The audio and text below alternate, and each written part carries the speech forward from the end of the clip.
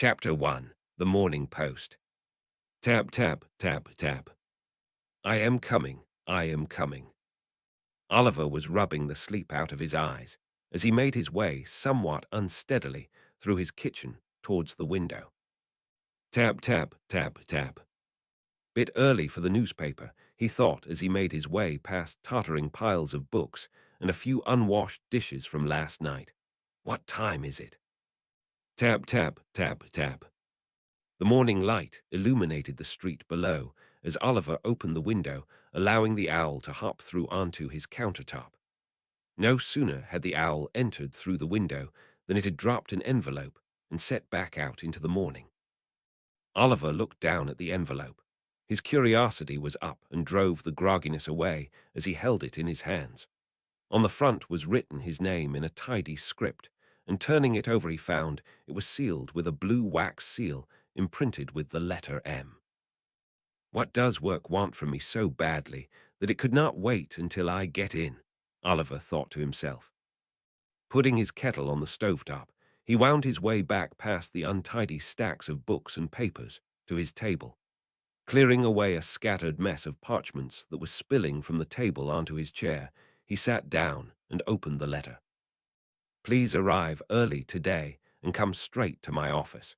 We have received an assignment that will surely be of the utmost importance. Sincerely. Well, Oliver mused softly to himself. That is dramatic, he yawned. His boss, Humphrey, was always a little dramatic. Passionate was the polite word for it.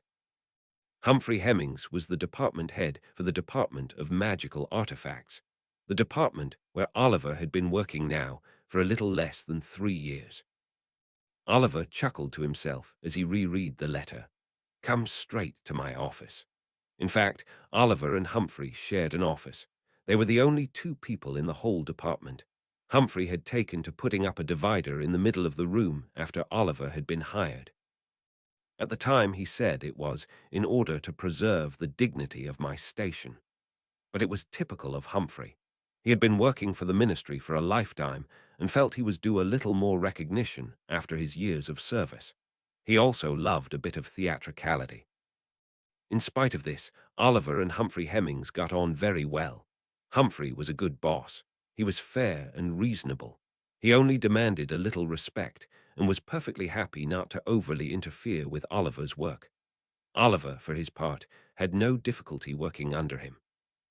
It only took a few months of diligent report writing and deference to his boss's opinions when Humphrey had said, Please, please, call me Humphrey. We are colleagues in academia now. That was a big step.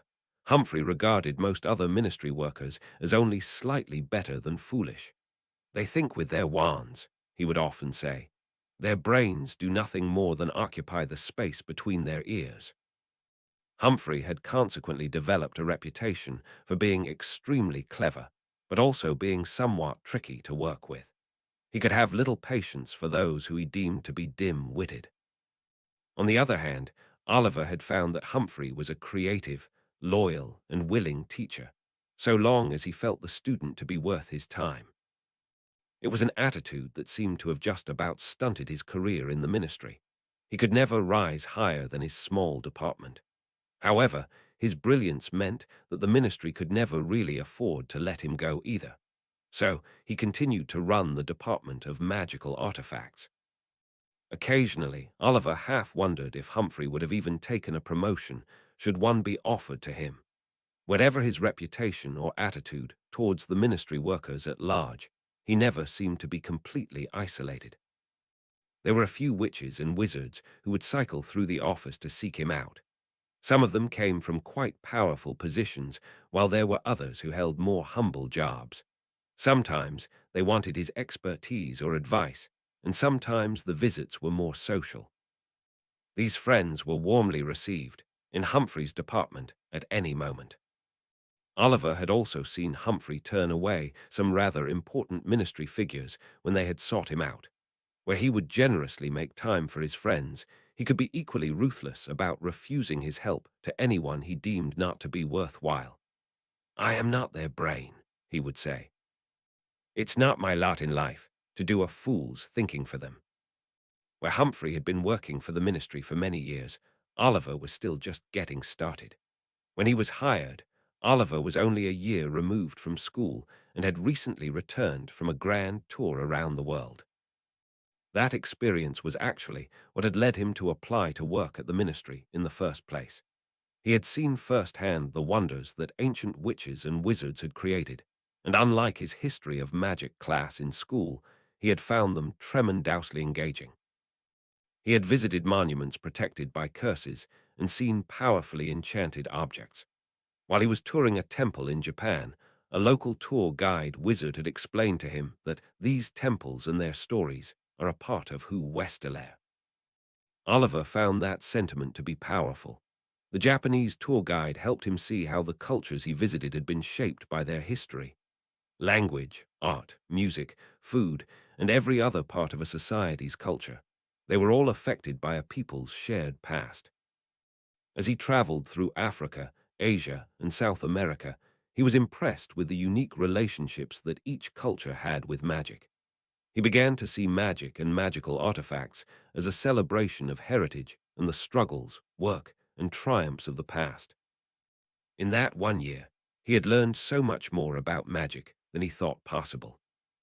Unfortunately, the following 3 years had been less inspiring. Oliver discovered that the ministry was less concerned with maintaining magical artifacts or educating the population than they were with making sure they all stayed hidden. In nearly 3 years, Oliver had never once left the ministry to track down a lost artifact. To his knowledge, neither had Humphrey. For that reason, Oliver found it difficult to get very excited about this new assignment. Most likely, some muggle had discovered some sort of magical artwork somewhere, maybe an ancient drawing of a dragon in a Welsh or Scottish cave, but Oliver would never actually have to go out and document it. Whichever obliviator had been tasked to modify the memory of the muggle would make some small note of the drawing, and then they would obscure the artwork so that it looked more like a horse. Oliver would receive the notes later via the office post. Then it would turn into yet another research project to take up space in his flat. Just one more essay that no one would ever read. In fairness, Oliver didn't mind the research or the writing. His work was connecting generations of ancient magical clues together, shedding light on the magical habitation of Britain. It was important, but he sometimes felt that it was pointless. Sometimes, he also just really wanted to get out of the office to see something again. Oliver's attention was diverted as a second owl came gliding through his now open kitchen window. This one carried a rolled-up newspaper, which it dropped in front of him before soaring back out the window. Oliver unrolled the paper and glanced down at the front page. Printed in Great Britain, London, Friday, June 26, 1914. Minister to Minister. Minister for Magic meets with Muggle Prime Minister. Oliver stared down at the headline. He knew that ministers for magic occasionally met with the Muggle Prime Minister, and he knew that it usually went along with big news. Interested, he started into the article. Minister for Magic Archer Evermond met with the Muggle Prime Minister, H.H. Asquith, yesterday afternoon, according to a Ministry of Magic spokeswizard. Said the spokeswizard, due to the increasing tensions across the European continent, we felt it prudent to remind Prime Minister Asquith that the magical community will not become involved should a conflict erupt. The International Confederation of Wizards has reiterated its commitment to international peace between magical communities, and we are fully in agreement with this stance. Nearly as important is our commitment to uphold the international Statute of Secrecy. It was for these reasons that we arranged the meeting, and we do not consider it to be particularly newsworthy. Ready for the distraction, Oliver finished making his tea and sat down to read the rest of the article, firmly putting work out of his mind. Chapter 2. News and Mysteries. Only a half-hour later, Oliver was climbing out of the fireplace, the unfinished newspaper under his arm, into a magnificently large hall. He was early, yet around him, many other early rising witches and wizards were emerging from similar fireplaces. Some rushed off hurriedly, while others had drowsy looks on their faces and rubbed the sleep from their eyes. Oliver fell in with the crowd moving towards sets of lifts at the end of the room. His letter that morning had mostly passed from his mind. He was moving automatically, already thinking about his workload that day. He needed to send away requests for archival information about potion making in the 2nd century. Some muggles had discovered a large ceramic bowl in a cave, but upon touching it, one of them had immediately been put into a deep sleep. The accidental magical reversal squad had been dispatched to deal with the situation, modifying memories and waking the sleeping muggle. They recovered the bowl, replaced it with some broken shards of pottery for the muggles to find, and brought it back to Oliver's department to be documented and filed away in the ministry's archive. Oliver was interested to learn that ancient magic users had either brewed or stored potions in bowls made from ceramic, but mostly he wished he had been able to see the cave for himself. Ancient wizards were there, he had complained to Humphrey. What if there was more to be found? What if they missed something? His arguments fell on sympathetic ears, but it didn't make any difference. The bowl had been safely transported to the ministry, and the cave in question was open again for muggles to explore. Once again, Oliver would have to try to piece everything together from his desk. He felt like a blindfolded detective, trying to solve a mystery with only half of the clues. A punch on his arm and a soft chuckle brought Oliver back to the ministry. Ow, oh, hello, Boudica. Oliver greeted the witch who had appeared at his left, while he rubbed a spot on his arm where she had hit him. Having a rough morning, are we, Oliver? What? Oh no, not really. Maybe Oliver's face had shown something of his frustration. I was just thinking about the report I'm writing. It's about this old. Leave it, Oliver. Boudica cut him off. You know, I have no interest in all your old rubbish. They are important artifacts, Boudica. They are part of our story. And yet, I am still not interested. Boudica was like that. She was in the Aura office, and she had always been one to get out and chase down adventure. She had never in her life looked before she leapt. I would have thought you would be more excited this morning, she pressed on. We have that meeting later. I hear the minister is running it. It must be some sort of special mission. What are you on about? Oliver's face scrunched up in confusion. He was remembering the letter Humphrey sent him, but Humphrey hadn't mentioned anything about the Minister for Magic or working with other departments. Do you really not know? Boudica prodded. Obviously not, Oliver responded, slightly annoyed. Well, that is something I know that you do not, Boudica gloated, doing a little skip in excitement. It is the first time that has ever happened, and I assure you, it is the only time it ever will, Oliver said. Is this what you feel like all the time? Boudica was reveling in Oliver's confusion. This is nice. I might go learn something else you do not know. What is something else you do not know? Come on, are you going to tell me or not? Oliver asked. No, no, I think not. Boudica smiled smugly up into Oliver's face. I will let you find out on your own. See you later. And with that, she jumped into a lift, waved, and disappeared.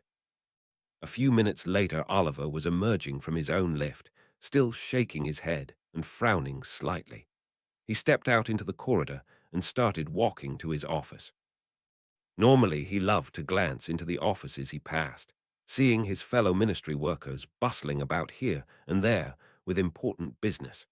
There was a productive energy in those departments that he just didn't seem to get in his own office.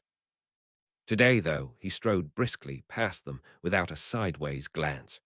Weaving through the early morning crowds in the corridor, Oliver's mind was consumed with the encounter with Boudica.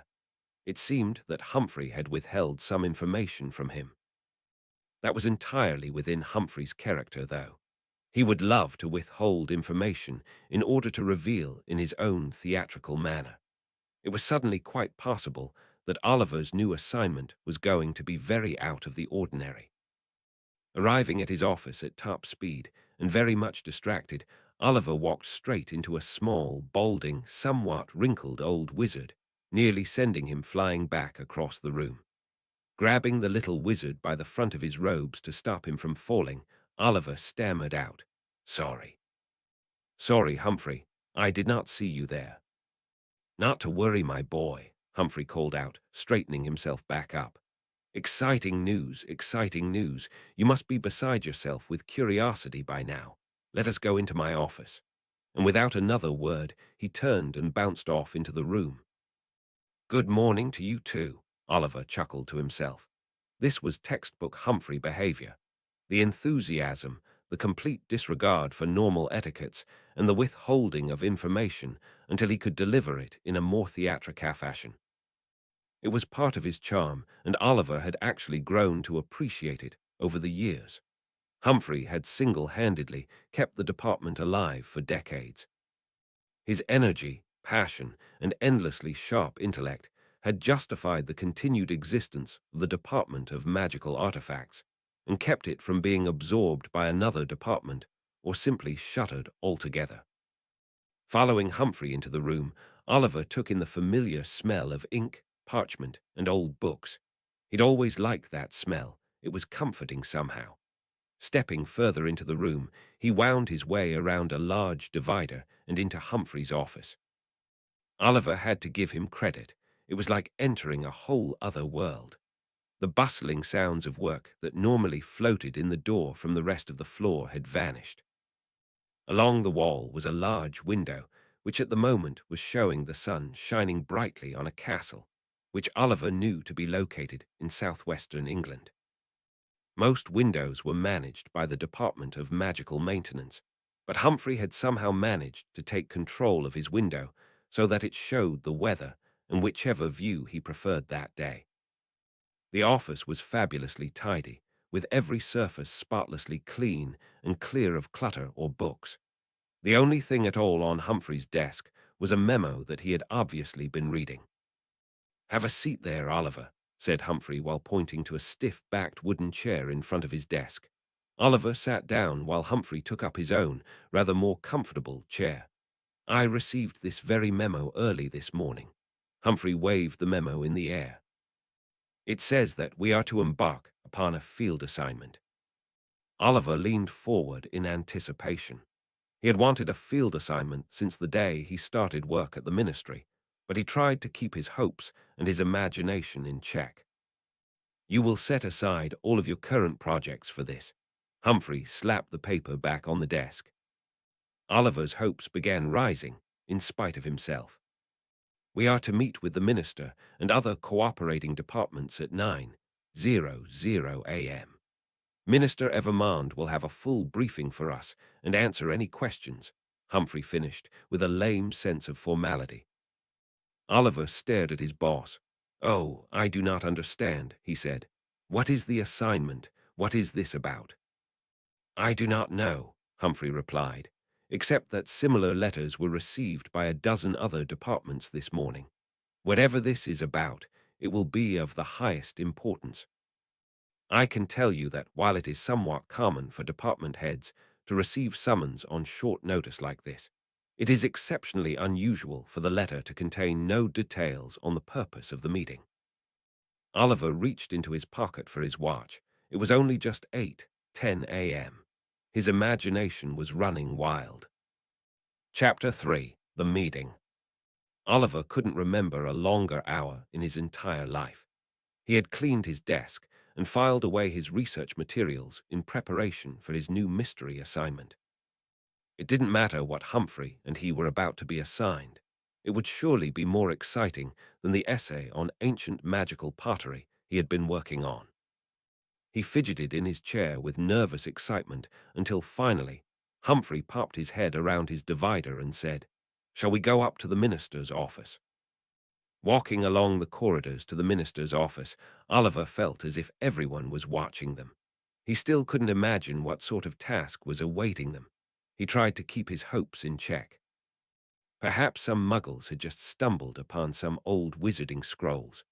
A team of obliviators would go out to modify the muggles' memories, while Humphrey and Oliver would gather up the old scrolls and make sure the area was clear of any other magical debris. They'd be home in time for lunch, Oliver told himself. But the Minister for Magic wouldn't get involved in something so trivial as that. And just like that, Oliver's hopes were sent soaring again. When they arrived at the minister's office, Oliver was surprised to find a secretary there ushering them through another door to the right. They stepped through the doorway into a large, well-lit room with a giant square table in the center of it. The walls were lined with portraits, all of whom seemed to be eagerly awaiting the upcoming proceedings. Dozens of chairs were set up around the outside of the table, with a few extras set along the outer walls of the room. A few others had arrived before them and had taken seats at the table. They looked around curiously when Oliver and Humphrey entered the room and fidgeted with their quills and parchment. Oliver could hear a couple of old wizards making small talk in low voices. "Been raining for 3 days in my office. I would take it up with maintenance, but I think Donahue actually likes it," one was saying. The other nodded before commiserating. Not that maintenance would do anything about it anyway. They still need to fix that one water fountain on my floor. It has been putting out yak's milk for at least the last 2 months. Oliver followed Humphrey around the room with more than a little bit of nervousness.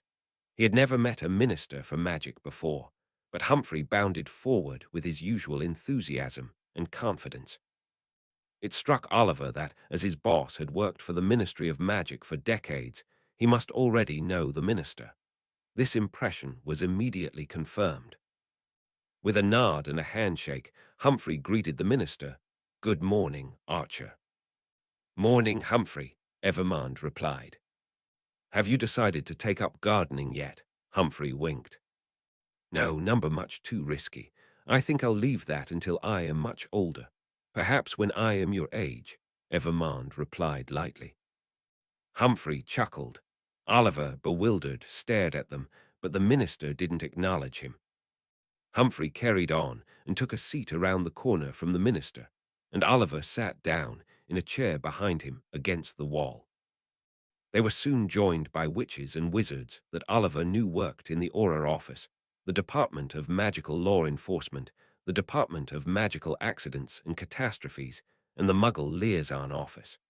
Many he recognized as frequent visitors to Humphrey. A few he recognized because they had been turned away by him. There were others, though, who Oliver didn't recognize, and the room was filling up. There were a few minutes where witches and wizards greeted each other enthusiastically and chatted animatedly with their colleagues. A few went forward to greet the minster, as Humphrey had done. The mood was light and airy, but Oliver looked at the crowd assembling and couldn't help thinking, this is no trivial thing. Once they had all filed into the room, the door closed and silence fell over the room. Every face turned to face the minister, and Evermond launched straight in. "Thank you all for coming," he began, quickly becoming very serious. "What I have to tell you is of the utmost importance. It is also most secret and cannot be shared outside this room." He paused to survey the room. Oliver felt a small tremble of nervousness shooting through him. The group, which had been so light-hearted a moment ago, now felt focused and alert. Evermond inhaled slowly before continuing. "Very early this morning I received owls from my Austrian and Serbian counterparts. They informed me that a rogue confederation of wizards aims to travel to Britain with the intention of hunting down and stealing an unknown number of our magical artifacts." Oliver was shocked. He hadn't expected such a serious topic. He looked at the faces around the room. How did everyone else in the room look so calm? Evermond continued, "As you are all doubtless aware, there are increasing tensions between the Muggle governments across Europe. I met with the Muggle Prime Minister just yesterday to reassure him that our community has committed to playing no part in any Muggle wars. However, it is the Austrian and Serbian ministries, understanding that these witches and wizards intend to provoke an international crisis, and then become involved when a conflict inevitably breaks out. They think that the goal is to provoke a confrontation involving both the Muggle and magical communities, resulting in the exposure of our kind to the Muggles. If they are successful, it could mean conflict between the magical and non-magical communities. It could mean a complete restructuring of our society. At this, Oliver finally saw surprise etched on the faces of most of the others in the room. Boudica was staring back at the minister with her mouth hanging open as if she'd been frozen mid-gasp. Oliver couldn't see Humphrey's face, but his body had become rigid. His arms were folded across his chest, and he was staring intently down at the table in front of him. Minister, a stately wizard fidgeting with an elaborately decorated cane, interrupted. Surely the Austrians and Serbians are able to detain these menaces. This is their problem, is it not? A scattered murmur of assent echoed from around the room. I'm afraid it is not that easy, Evermond said in a lower voice. The situation there is changing daily. The relations between the two ministries are strained. There are strong factions in both magical communities who wish to side with their non-magical neighbors if the conflict does erupt. There are equally strong factions in neighboring Balkan states. They want their own ministries and independence. There have already been battles fought with words and wands alike over the future policy of those wizarding communities. The Serbian ministry, especially, is in a precarious position already, and they face new challenges to their authority every day. At the moment, they are powerless to stop independent groups like this one from pursuing their own agendas. Their minister risked a great deal of personal harm contacting me. It is my duty to see that his risk is rewarded. Evermond paused again, and a willowy witch standing on the edge of the group spoke up. So, minister, what is your plan? Evermond nodded and took up his confident, commanding tone again. We will defeat this threat through a well-organized and coordinated response by our various magical departments. He punched his fist into his opposite hand to emphasize his intensity. Each of you will have an important part to play in order for us to be successful. We are ready, sir, barked a round witch who stood next to the stately old wizard. I expected nothing less from you, Bathilda, Evermond smiled. I want your magical law enforcement squad to work with the Aura office on this. Create a plan of action with justice. He nodded to a tall wizard who was seated a few seats down from Boudica. They have not yet arrived in England, and the surest way of stopping them will be to arrest them the moment they set foot on our shores. However, wherever and whenever they arrive, we will be waiting for them, Bathilda assured him. I have no doubt, said Evermond, nodding to her. Now, Nigel, the stately wizard straightened up, gripping his cane a little harder. I need your office now more than ever. The Muggle government must be assured that we are doing everything in our power to prevent magical involvement in any upcoming conflicts. Of course, sir. Nigel bowed slightly and continued. It is my understanding that the Muggles are also looking for any excuse to avoid getting involved on the continent. Indeed they are, Evermond agreed, but these wizards may not give them, or us, that option. Evermond stared hard at Nigel. The Muggle government must be prepared to trust us and to cooperate with us if the situation calls for it. Your office has always provided me with excellent briefings and preparation for meetings with the Muggle Prime Minister in the past, but it is time for us to place someone from your office into the Muggle government who can liaison more efficiently with them while we deal with this. Nigel looked thoughtful. Yes, I think I know who we can place into their office. I am, of course, speaking of you, Nigel, Evermond cut in. Nigel looked taken aback. Sir, are you sure? I am, Evermond said. You are the head of the department, and they will trust you. Your family still holds a Muggle title, does it not? One that you inherited. I do, Nigel said. It is a lordship, I believe, passed down in my family for generations since before the Statute of Secrecy. Of course, I have never used the title. Perfect, Evermond said. I want everything we know running through your office. Since you will need to brief myself and the Muggle government, it only makes sense for your department to receive all reports. You should also have access to intelligence from the Muggle government. Evermond turned back to the rest of the room. That means we need regular reports from each department on their activities and strategies. Evermond paused and looked around the room to emphasize his point.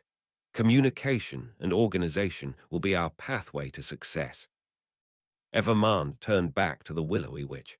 We will need a team at the ready who can respond rapidly to any breaches of the international statute of secrecy. If this group is as cunning as the Austrian minister thinks they are, then we are bound to have trouble whenever Bathelder's team catches up with them. The witch nodded in understanding. I will get them ready.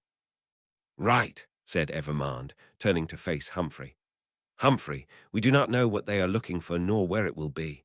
Our best guess is that it would be something that would help them in an open war with wizards and muggles. If we cannot stop them from coming, we will need to hunt them down. Knowing what they may be after would give us an edge. If we are unable to hunt them down when they arrive, our only chance may be to simply beat them to the artifacts. I'm relying on you. Humphrey finally looked up from the floor. We will do it, Archer. We will do it. Chapter 4. The Journey Begins. Oliver emerged from his flat precisely 23 minutes later, dressed as a muggle and carrying a small suitcase. Humphrey had asked him to return home, disguise himself in muggle clothing, and pack for an extended trip. Then, in typical Humphrey style, he refused to answer any other questions, gave Oliver a 45-minute deadline to meet him in the leaky cauldron, and dashed off to send an owl to someone he wouldn't identify. Oliver quickly descended the stairs and exited his building, emerging onto a crowded, narrow, winding street. Luckily, Oliver thought to himself as he looked up and down Diagon Alley, he didn't have far to go.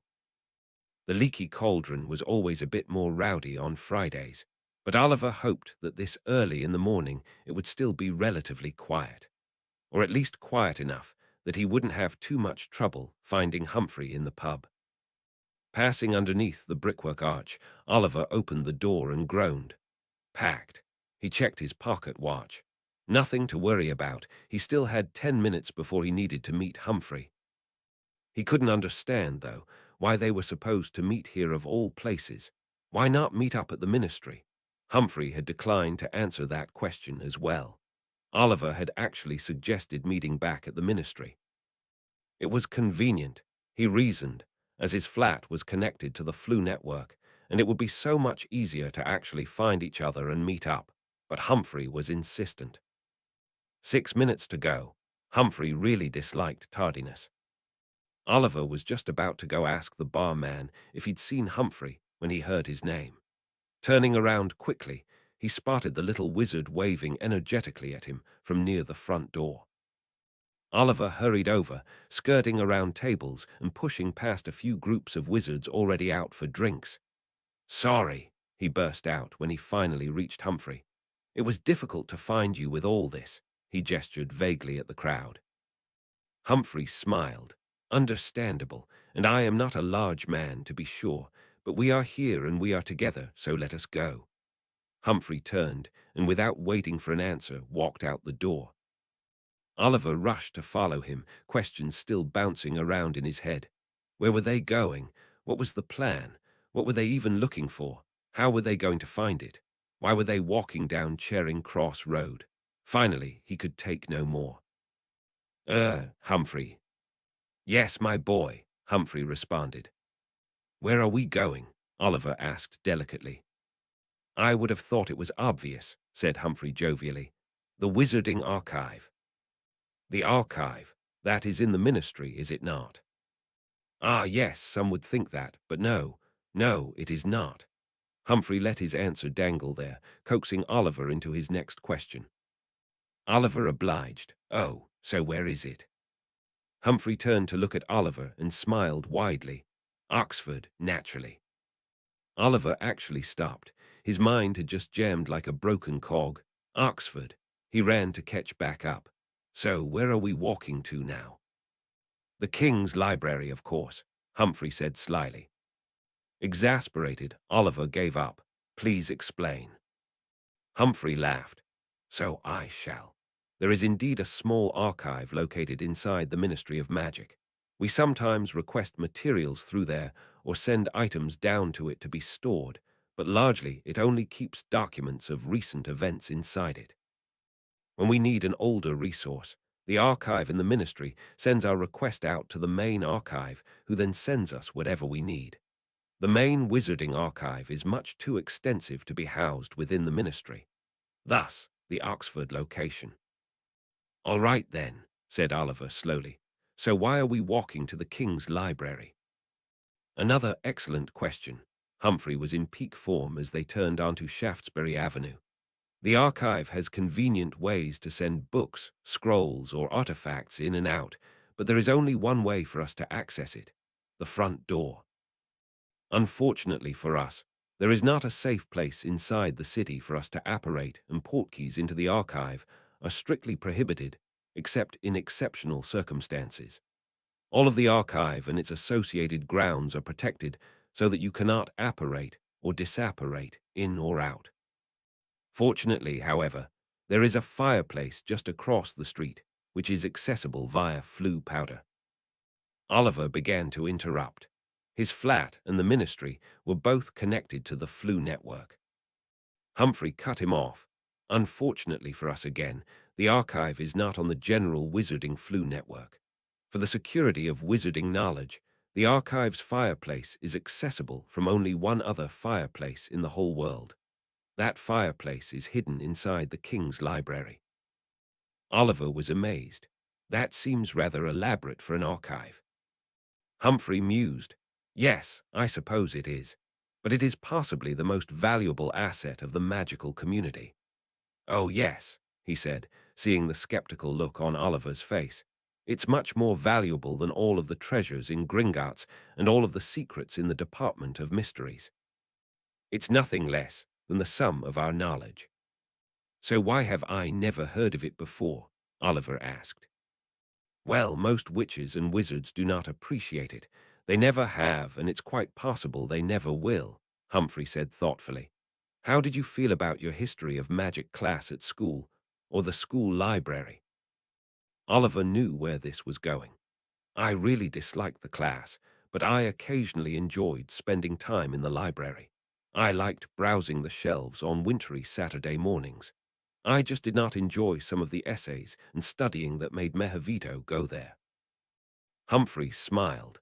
"That, I think, is the point. I do not know anyone who ever enjoyed history of magic, not even the archivist you will be meeting later. And most witches and wizards only used the library when they absolutely had to for their classes. They never once had a positive experience there.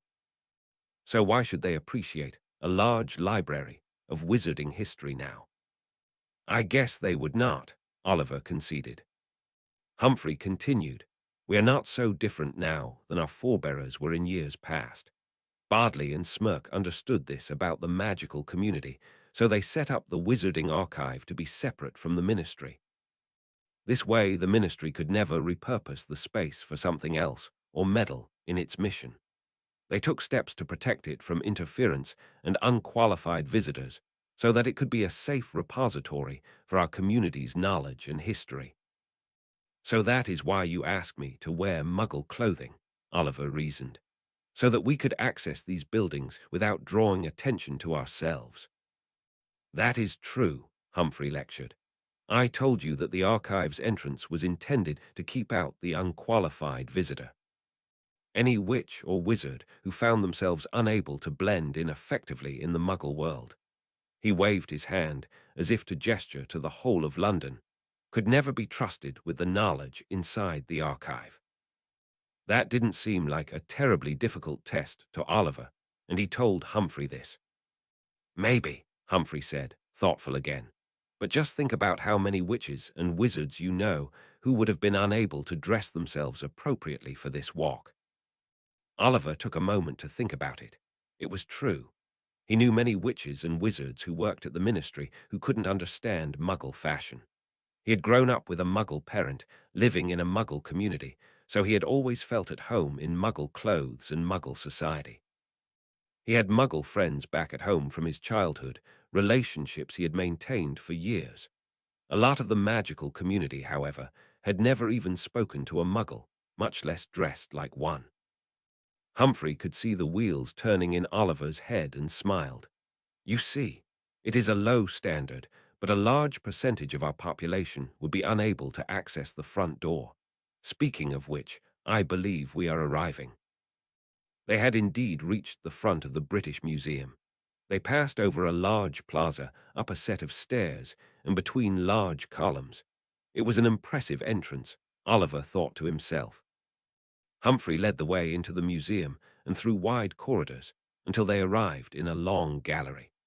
A plaque on the wall told Oliver that they had arrived in the King's Library Gallery, located in the east wing of an extension designed by Sir Robert Smirke and completed in 1828. Oliver looked quizzically at Humphrey. Smirke, did you say that Smirke had something to do with the creation of the archive? Yes, I did. I am glad you were paying attention.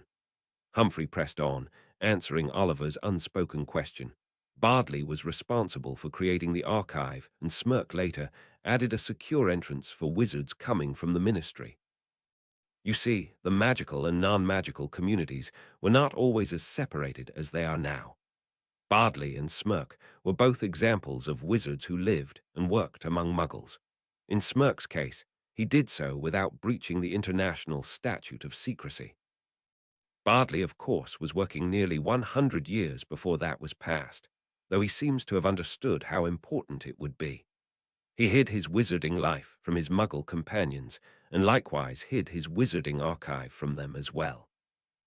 They had continued walking into the library, and Humphrey had directed them into a secluded aisle where there was a small bust of Sir Robert Smirke. This is it, he said. The fireplace is just through there. He pointed directly through the wall behind Smirke's bust. Now if I can just remember the password. Ah yes, Desir et Facera. Oliver waited, expecting something to happen, but neither the wall nor the bust seemed to have changed at all. Come on now, Humphrey said, seizing Oliver's arm. And with that, Humphrey marched them both straight through the wall. They emerged on the other side of the wall into a large white marble room. Above them was a large glass dome that allowed the sunshine to blaze into the room. 4 large golden pillars stood in the corners of the room, reaching up to the dome. A single large fireplace stood against the wall on the opposite end of the room.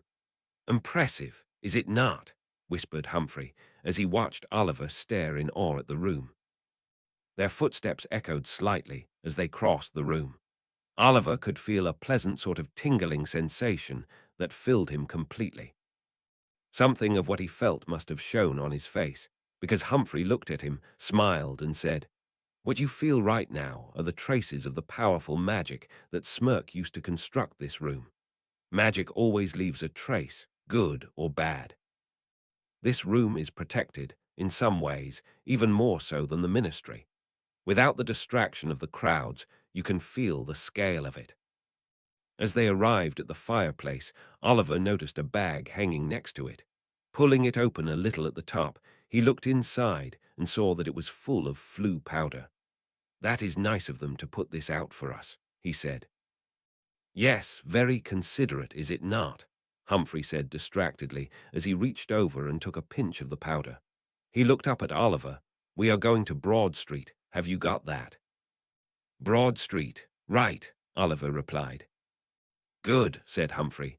Age before beauty. And with that he threw his powder into the fireplace, stepped into the bright green flames that had sprung up, cried Broad Street, and he was gone. Taking a deep breath, Oliver took his own pinch of flue powder, tossed it into the fireplace, and stepped in after it. The flames were comfortably warm and familiar as they flickered around him. He smiled. This was a lot better than a day in the office. He yelled Broad Street, and then he too spun out of sight. Chapter 5. The Wizarding Archive. Oliver emerged from the fireplace, slightly dizzy. He used flue powder to travel to and from work sometimes, yet it always made him just a little bit dizzy. He took a moment to steady himself and take in this new room where he had landed. It could not have been more different from the room he had just left. It was dim, lit only by torches, and felt small and cramped. The walls and floor were made of dark grey stone, and an old wooden door stood directly across from him on the far wall. Humphrey was standing a few feet away, waiting for him. "Welcome to Oxford. Shall we go outside?" As they stepped outside, Oliver was blinded a little by the sun. He hadn't realized how dark that room really was. He paused for a moment, shielding his eyes while they adjusted, and took in his surroundings. They had just come through a pair of heavy wooden doors set inside a square stone doorway. Above it was a stone carving of the head and shoulders of a man. Oliver squinted up at it curiously. "Yes," said Humphrey, following Oliver's gaze. "That is Sir Thomas Bardley, the creator of this library." Oliver turned his attention to the street corner where they were now standing. He could see students milling about with books, discussing their studies with urgent looks on their faces, or else enjoying a bit of sunshine, strolling along the sidewalks. "Where is it?" Oliver asked. "Just beyond that building," Humphrey replied, pointing past a large stone building directly across the street. "Come along." Oliver set out across the street, following Humphrey. There was one more question weighing on his mind, but he wasn't quite sure how to ask it. "Humphrey." Oliver hesitated, then asked slowly, "What is our plan?" "What do you mean?" "Well, the minister said that nobody knows what these wizards are looking for. So how are we going to figure it out?" They stepped onto a narrow sidewalk, and they had to walk single file. Humphrey was forced to turn his head so he could answer. He grinned. "I may have an idea where we should start." Oliver was quiet for a minute as they strode past a plaza where small groups of well-dressed men mingled. Now that they were here, another thought occurred to him. He had hoped not to be stuck inside an office while others chased down history, but he wasn't much more excited about the prospect of spending this whole assignment in a library. It's not that he wasn't intrigued about the prospect of visiting the Wizarding Archive. He just hoped he would also get a chance to get out and do something. It was supposed to be a field assignment after all, wasn't it? "This way," Humphrey called out to him as he turned right through a stone archway. The archway cut straight through the middle of a tall building and led into a large square quad where still more students and professors were gathered. "Packed, of course," Humphrey said softly to Oliver. "We need to be a bit discreet. Just follow me." Oliver set his concerns aside for a moment as he was full of curiosity. What sort of magical entrance could be hidden here in such a busy place? They set out across the square, winding their way past clusters of people until they reached a large statue opposite the archway where they'd entered. It was placed just a few feet in front of an entrance to the building. The statue was a man who stood, hand on his hip, surveying the quad, and Oliver noticed he had a familiar face. "Good morning, Sir Bardley," Humphrey said softly to the statue. "We have come on a quest to learn about ancient magical artifacts and prevent a war between wizards and muggles. May we enter?"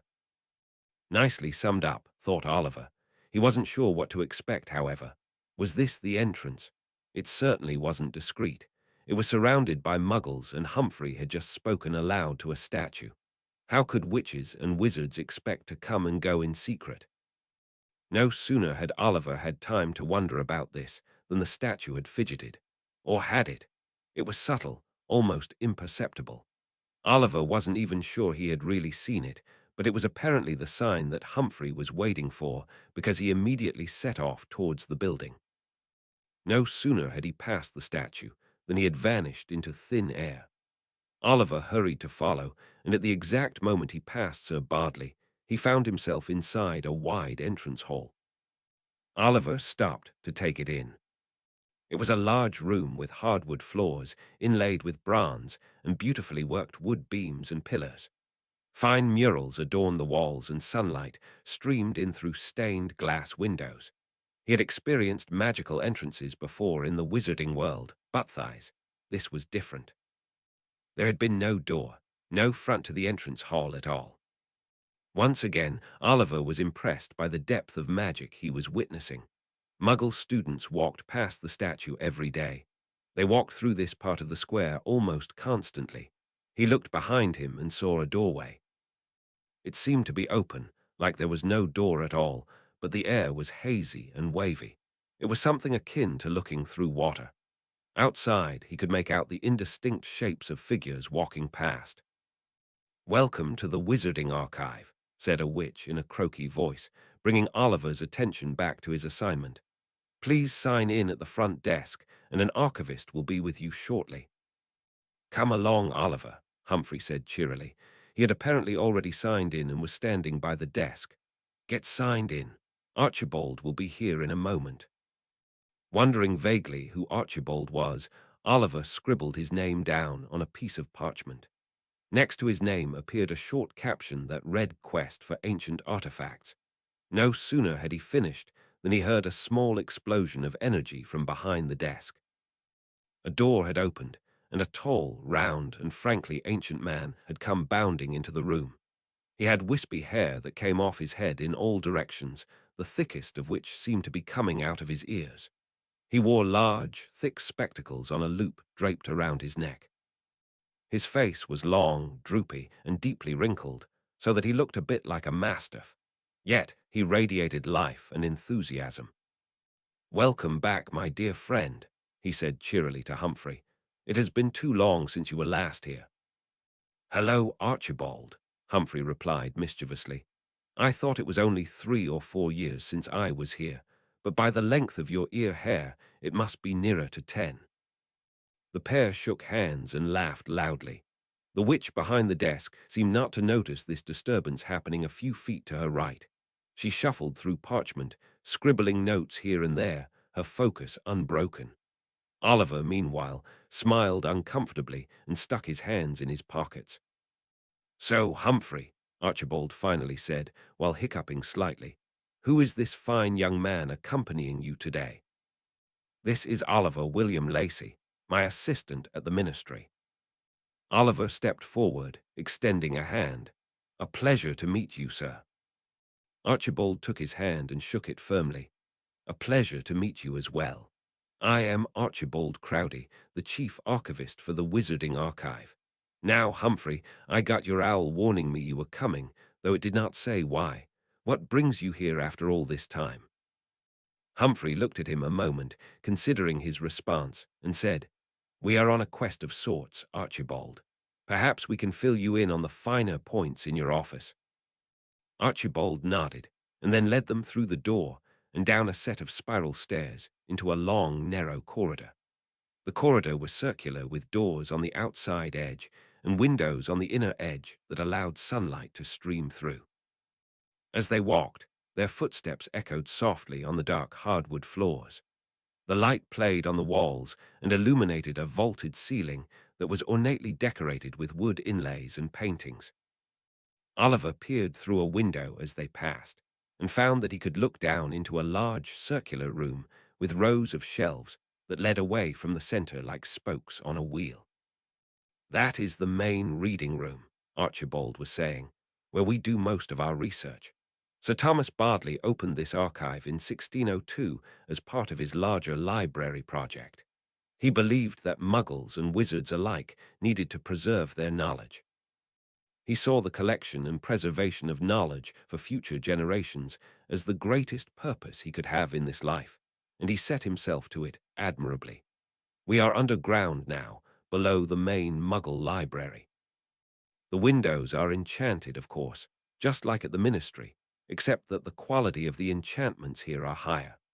Additionally, unlike for ministry workers, we do not have to wait ages on magical maintenance on those rare occasions that they go wrong. I have John for that, my own maintenance expert. He is superb and quick, although it might have something to do with me being his boss." Eventually, they reached a wooden door with a silver name plaque, bearing Archibald's name and title. The door opened into a reasonably spacious office with a large wooden desk, comfortable leather chairs and sofas gathered around a fireplace, and another enchanted window on the far wall which allowed light to flood into the room.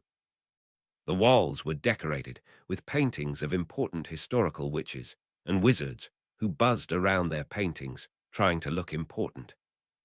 Archibald waved his wand, drawing up 2 of the leather armchairs for Humphrey, and Oliver offered tea to them, which they accepted, and then settled behind his desk, peering interestedly at Humphrey.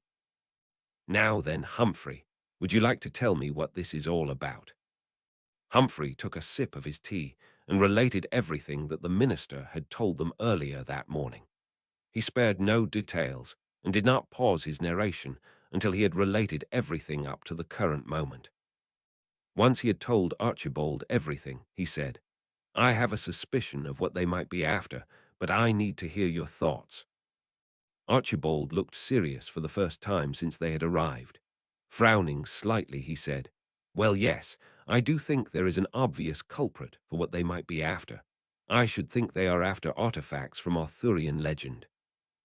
"You mean King Arthur and his Knights of the Round Table?" Oliver interjected. "Oh, yes," said Humphrey, nodding to Archibald. "That, I think, is the obvious place to start." Oliver narrowed his eyes slightly as he looked back and forth between them. He was trying to follow their train of thought, but he couldn't quite get there. "All right," he said finally. "Why is it the obvious starting place?" Archibald screwed up his face a little bit, as if he was deciding how to answer. "Well, there are a few answers to that. First, they are stories that are very well known to wizards and muggles alike. The stories have traveled across Europe, so it is safe to assume that anyone who has heard of Britain has also heard of Camelot. You do not often seek for that of which you have never heard. Second, and I think more importantly, the Arthurian legends represent a time when magical and non-magical people lived together, harmoniously at times even. Merlin and Arthur were very close, as you know." Humphrey jumped in. "These are also artifacts with ties to conflict. Weapons and armor are useful in a war." "I understand that," Oliver said, "but the world has changed a lot since the time of Arthur. Muggle armies fight with firearms and cannons, not swords and shields. In any case, these other wizards can do magic. So what do they need these items for?" Humphrey nodded. "It is an astute observation. Imagine what could be this group's motives for starting a conflict. Can you imagine a few possible options?" Humphrey paused to allow Oliver to think over this question. Eventually, Oliver responded, "I suppose so. They could be interested in financial profits gained by selling something to the highest bidder, or perhaps they think these items specifically will help them win the war." Humphrey nodded. "Possible motivations indeed, though I would be surprised if they were merely in it for financial gain. They could easily enchant mundane objects with shield charms or other spells and earn much more than trying to find a buyer for a single rare item.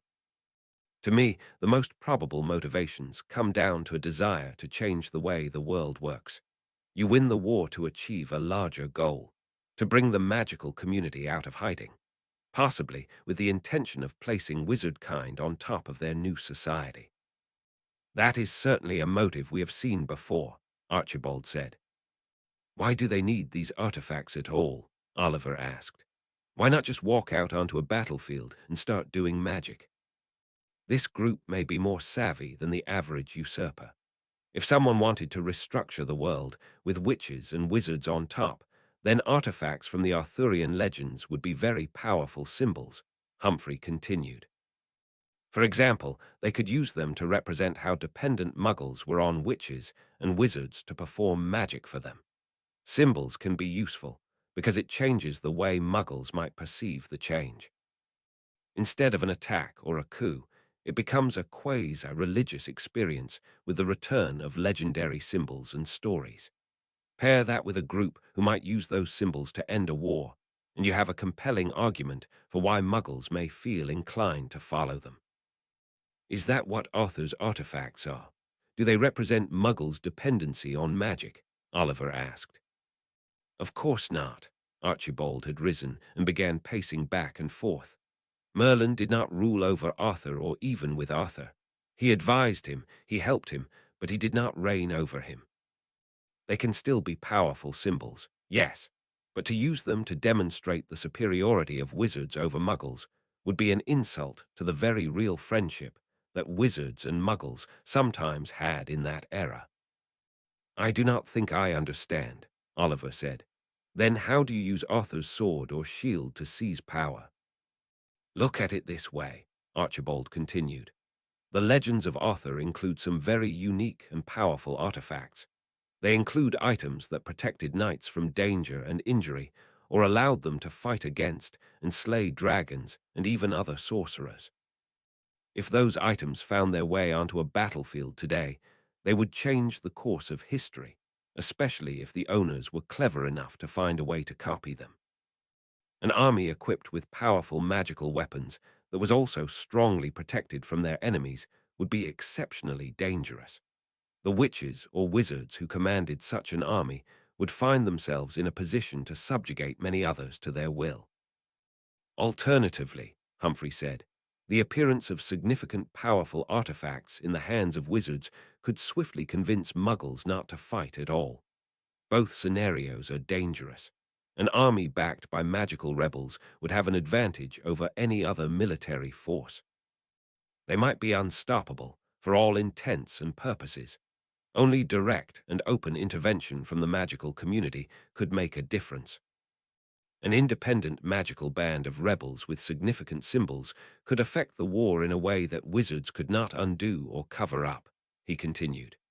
You could walk outside right now, pull out your wand, and begin casting spells. Within moments, there would be teams from the ministry taking you into custody and erasing the memories of every muggle within a 30-mile radius. A major event on a battlefield would be much more difficult to cover up. More eyes would be deliberately watching. If that group were wise and provided advance notice of their stunt to Muggle governments, it would be impossible to prevent the exposure of the magical community. Oliver turned that information over in his head. I guess if someone wanted to force wizards out of hiding, then this type of conflict could be a way to make sure that wizards end up on top. But an army equipped with such weapons would be a threat to whoever had given them the weapons in the first place, would they not? What is to stop them from turning their weapons against all wizards? Well reasoned, Archibald said with a nod. You have found yourself a clever assistant, Humphrey. He narrowed his eyes and began to rock back and forth before speaking again. A group with different motivations could be altogether more perilous.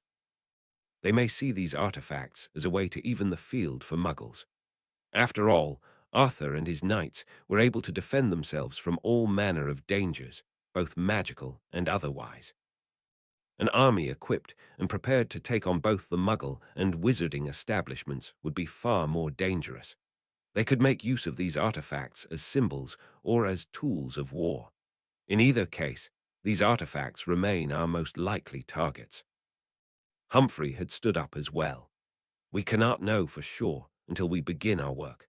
I think we need to go down and start gathering any information we can on magical artifacts from that era and any locations associated with them. I quite agree, Humphrey, Archibald said, pulling open a door that was hidden behind a bookshelf. Let us go down and begin our quest.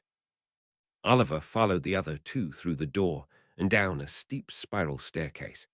They came out the bottom into the large circular reading room that Oliver had seen before. They were near the outer edge of the room, which was illuminated with lamps and dotted with tables and straight-backed wooden chairs. Archibald led the way towards the center of the room, where they emerged into sunlight from a large glass dome overhead. Wonderfully enchanted, Oliver heard Humphrey whisper at him, much better than the work done at the ministry. They were walking down aisles which were full of books and boxes of different shapes and sizes. He could see where the bindings were peeling, and he could smell their age. Oliver inhaled deeply and took in the smell of old parchment and ink. Archibald happened to turn around and see it. It made him smile.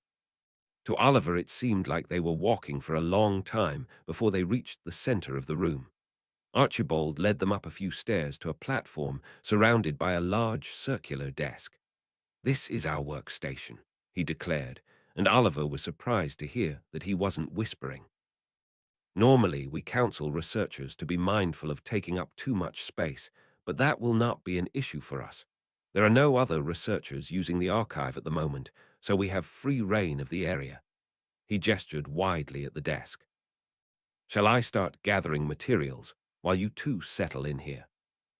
Humphrey plopped down his travel bag and immediately rummaged through it, pulling out parchment, ink, and quills. Oliver set his own small suitcase down. He still had a concern that Humphrey hadn't addressed. He was still worried that he would spend the entire trip in the archive, that he would miss his chance to actually go out and recover these lost items. So, Humphrey, Oliver tried to sound casual, will we just be compiling a list of possible items for the minister? Humphrey didn't look up as he extracted some glasses from his luggage. More or less, he said distractedly. We have a good hunch at what we need to look for, but a lot more research will be needed before we have a comprehensive understanding of where we need to go to find them. And then, of course, we need to search the records to see if they might have been protected in any way by curses or other enchantments. Humphrey reached his arm deep into the mess of clothes and materials, all the way up to his shoulder, finally muttering, "Got it!" and pulling out a long box that vibrated slightly. He looked up at Oliver and said excitedly, "These are a researcher's best friend. They are Phileas Feinbaum's patented self-notation quills. We can read and discuss our findings, and these will copy everything down for us so that we can keep working as quickly as possible."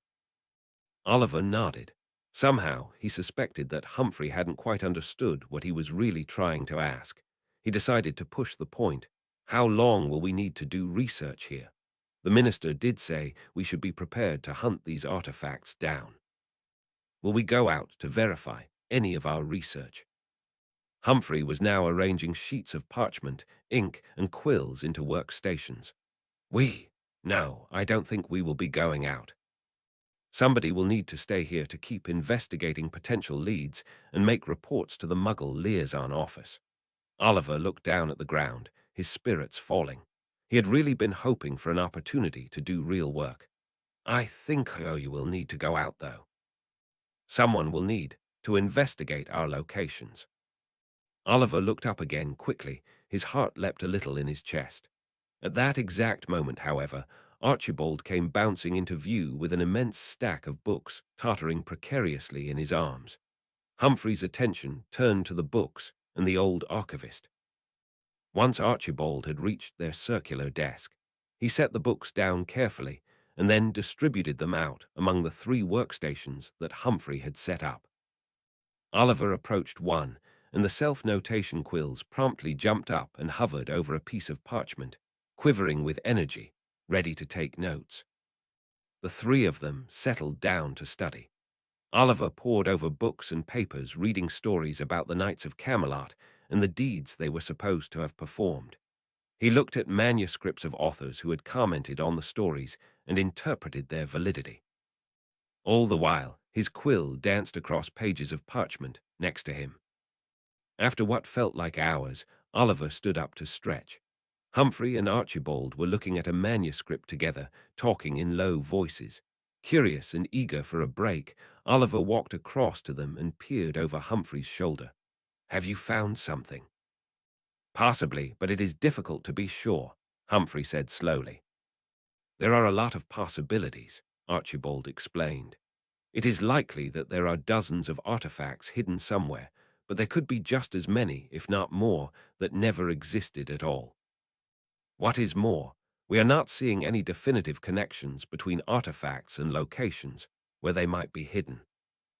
However, we know there are some artifacts in existence," said Humphrey, taking over the explanation. "Here in this very archive is one such artifact called the Stone of Jerumfiel. It was used by Sir Gawain, Knight of the Round Table, to defeat the wizard Lamors of Janfruge and a dragon. The stone protected the user from dragon fire and some malicious spells. We know the stone existed, and we know it is enchanted because we have it. You may be interested to know, however, that we have never been able to make it work. It has never offered the slightest bit of protection to any witch or wizard who carried it." Oliver considered this piece of information for a second. He had encountered uncertainty over the existence of certain artifacts in his own research as well. "There are so many different versions of the legends," he said. "How can we possibly know what is true and what is not?" "An astute observation," said Archibald. "Humphrey and I have been discussing that very problem. We believe that we can aggregate the legends over the next few days, sift through them, and pick out the most probable locations. We also want to focus on places that are associated with Arthur himself. If anything is worth coming here to find and starting a war over, it must be associated with the king, Arthur, Humphrey added. Anything worth saving and hiding would be located in one of the places that was associated with Arthur during his lifetime. So naturally, we will focus on those locations and ask you to investigate them for signs of something being hidden. Of course, if we are looking for anything associated with Arthur, it must be his sword, Excalibur. There is just one thing missing from our research so far. We need a Muggle text from the library upstairs. It is Calid Historia Regum Brittany B. Geoffrey of Monmouth. Oliver looked at Humphrey with a puzzled expression. From upstairs. Bartley understood, when he built these two institutions, that Muggle and wizarding history had intersected in the past, and would probably do so again. When it comes to legendary histories, the Muggle tales are often as reliable as our own wizarding ones. Bartley believed that there should be a relationship between wizards and Muggles, and that we should be learning from each other. Archibald stood up. Bartley was the first archivist here, but he also needed to be present in the library to work with Thomas James, the first librarian. To that end, he built a private passage between the archive and the library above. Come, I'll show you. Archibald walked Oliver back towards the spiral staircase leading down from his office. The head librarian up there right now is Falconer Madden, a Muggle scholar. He has been working on a cataloging project focused on books printed in Latin and Greek. His staff should be able to help you find the book we need, without any trouble. Why do we need that particular book? Oliver asked. It is not the earliest record of the King Arthur legends, but it was influential in spreading them, Archibald said. We need to trace the threads of truth through many years of telling and retelling these stories. Stories change naturally over time. Each storyteller embellishes their favorite parts and downplays the elements for which they do not care. They forget or omit details with each retelling. We are looking for similarities across millennia of retellings. I see, Oliver said. You said this book was influential. Is it more likely to be right than other sources? Oh, I should think not, Archibald said with a shake of his head. Geoffrey was writing many hundreds of years later. Indeed, he is likely one of the individuals most responsible for many of the inaccuracies we will face. I do not understand, Oliver said. If his work is so inaccurate, then why is it valuable to you? I already have a few Muggle works that are older than that, Archibald said. They are called Thenils Cambrii and the Historia Brittonum. Neither of those are entirely trustworthy either. However, we need to know where elements first make an appearance in the Muggle literature. If we can point to a detail that is consistent over time, across multiple retellings, it may be more valuable to us. So we need to compare these sources against some of the other wizard records that are kept in my archive. Oliver nodded his understanding as they made their way back towards Archibald's office. They walked back up the staircase, but instead of opening the door back into the office, Archibald turned and put his hand on the wall. Immediately, a narrow set of stairs materialized leading up, away from the office. Just take those stairs and go through the door. It will put you into the main part of the library.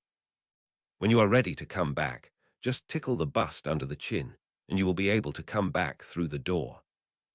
Oliver felt unsure, but he said, tickle the bust. That seems simple enough.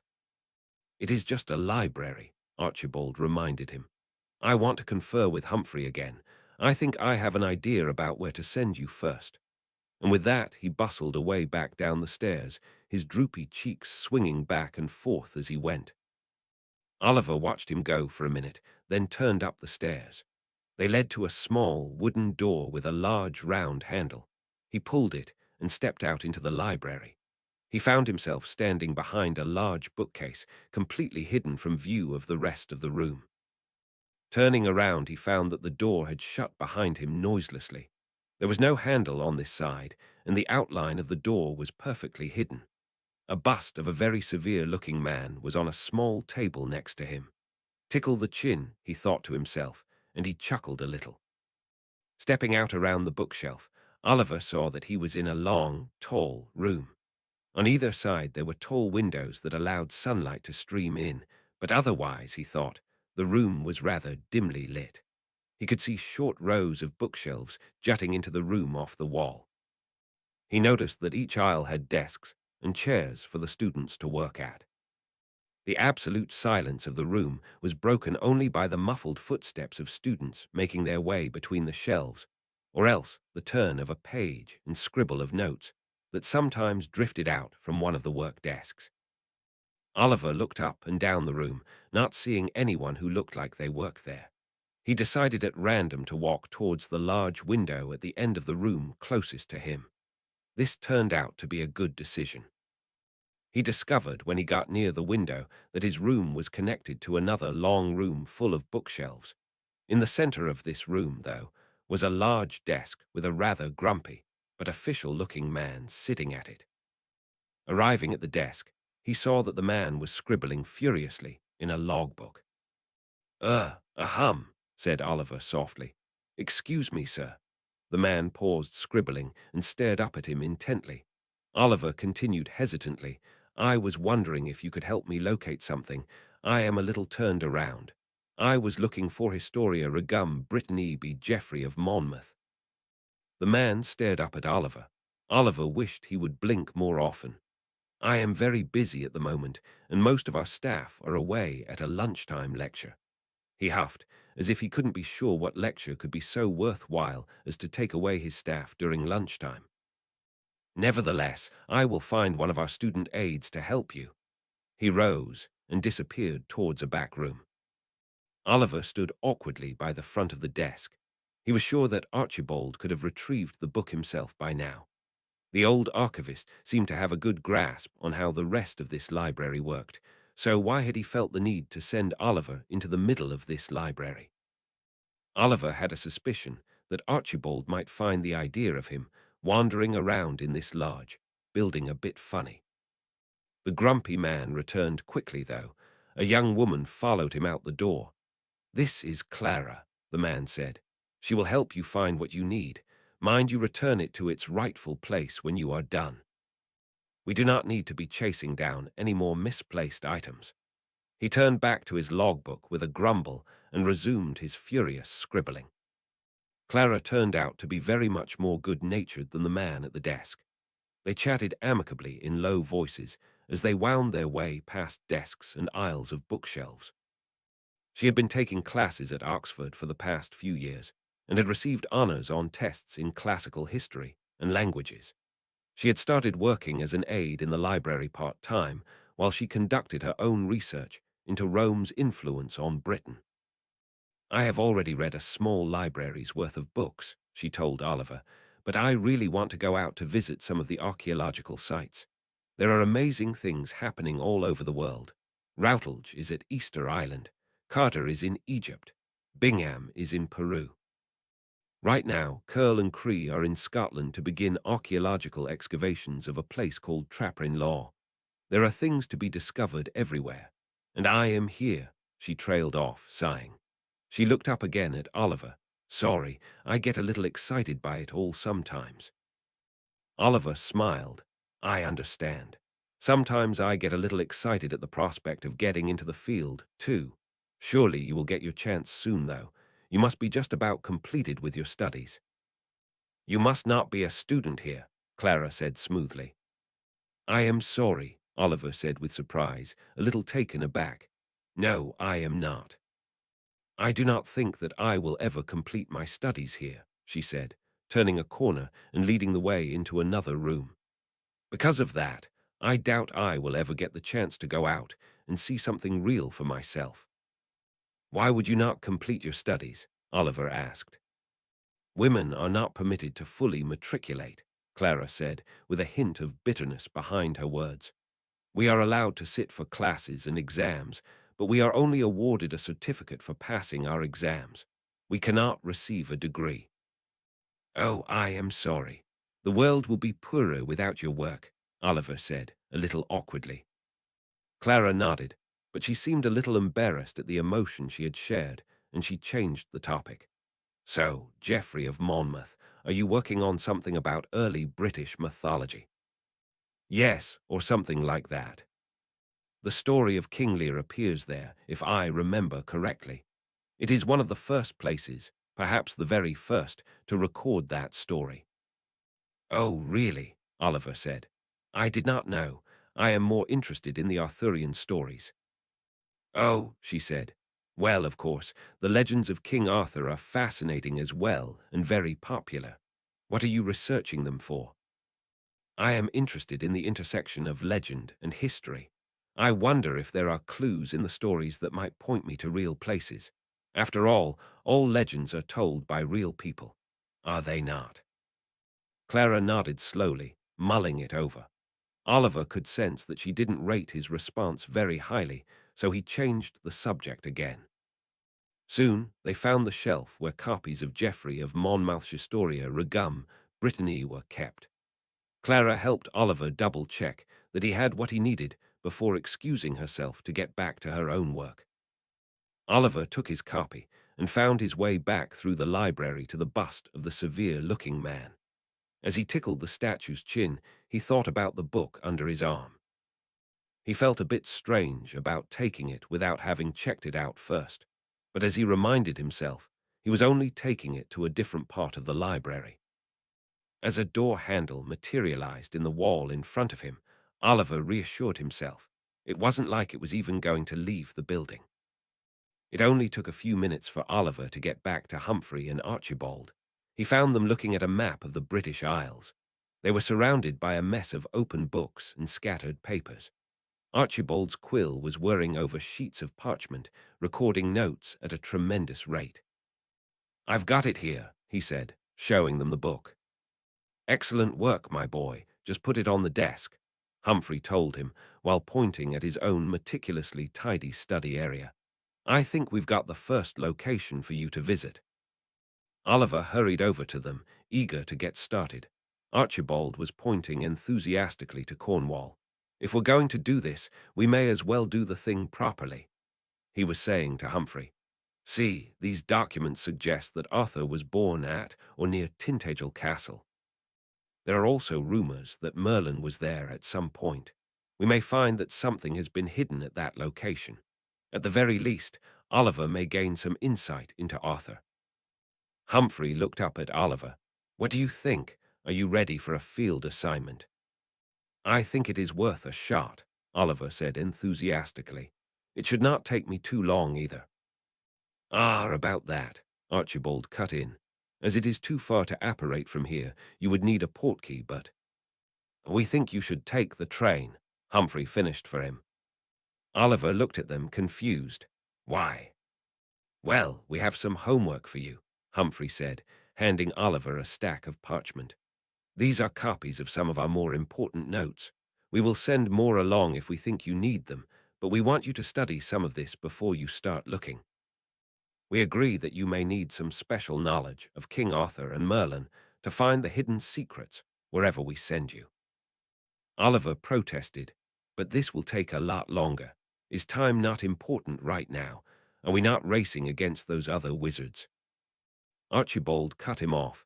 Yes, time is important, but not nearly as important as accuracy. You have a head start now, but if we rush and make a mistake, we might lose our advantage. We must be economical and deliberate so as not to squander the extra time allotted to us. Oliver frowned, but Humphrey jumped in before he could object again. There will come a time for you to travel quickly. But for the moment, we'd like you to take the train, at least as far as Launceston. That will give you time to prepare. We do not know what you will or will not find. You must be prepared to hunt down traces of magic and to see things in the way that they did. Chapter 6. The Train to Tintagel. Oliver emerged from the archive an hour later, carrying his small suitcase. Humphrey had given him a stack of notes to study while he traveled and a pouch full of Muggle money. Oliver did not feel that these items had prepared him any better for what he was about to do. He still didn't like the idea of wasting time using Muggle transportation. He felt like they were wasting time. His trip by train would take him nearly 6 hours. Still feeling a little grumpy about the arrangement, Oliver arrived at the train station and purchased his ticket. He would ride south to Plymouth before transferring to another train that would take him the last few miles to Launceston. As he still had about 35 minutes before the train began boarding, he sat down on a bench and began to skim through the notes. He had only gotten through a few pages when he heard a familiar voice nearby. "Yes, Father," it was saying. "I will meet Uncle Norman straight away when I arrive. He will be waiting for you at the station." "I remember. I have made this trip before after all." "I know," the father replied. "I have a class to teach soon. Take care, please." "I will, Father," the familiar voice replied. "Thank you." Oliver looked up from his notes and saw to his surprise Clara, the student and library aide who had helped him earlier. She was watching her father leave the train station. Once he was out of sight, she picked up a large suitcase and began to look for somewhere to sit. Looking around, she looked towards Oliver on the bench, and he looked away quickly. He didn't want her to think he had been watching her. A moment later, Clara was standing in front of him. "Well, hello there. You are the author historian, aren't you?"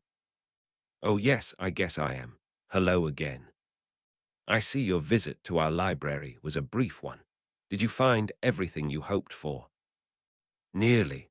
Oliver showed her his stack of notes. "And I have plenty of notes to keep me company while I'm away." Clara's face showed her surprise at his thick stack of notes. "Well, it appears that you made good use of your time." "I hope so. Would you like to sit?" Oliver slid over to make more space, and Clara obligingly sat. "I am sorry, I never introduced myself. My name is Oliver Lacey." "Clara Tippett," she responded. "A pleasure to meet you. If I may ask, where are you headed?" "Launceston for now, but eventually Tintagel. I need to visit the castle there." "Oh, the ruins, you mean? Yes, they are rather special. I am headed to Launceston as well. My uncle is a priest at St. Mary Magdalene's. He has asked me to come and help him compile a history of the church. He wants to create informative pamphlets and a guide for the other priests so they can answer questions when they give tour. A lot of the priests rotate between the churches from assignment to assignment, so they often do not know very much of the history of the one at which they happen to currently reside." Oliver, very happy for a reason not to study any longer, tucked his notes into his jacket. After all, as long as he was taking the train, he had some extra time. A short time later, Oliver and Clara were seated together in a train carriage. Oliver had offered to help Clara carry her case onto the train, but she had refused and heaved it into the storage rack on her own. Oliver asked again about Clara's studies. There were classes on theology, languages, and classical history. As she had mentioned earlier, Clara was specializing in the period of Roman occupation of the British Isles. She was one of many women who were excelling in the classroom, but who were denied the recognition, honor, and future career that a prestigious degree commanded. Eventually, though, Oliver couldn't keep Clara from turning the conversation around and asking about his own background any longer. He had to dodge awkward questions about where he went to school. "It is a small school up north. You will never have heard of it." That was logically followed by questions of what he did for work and who he worked for.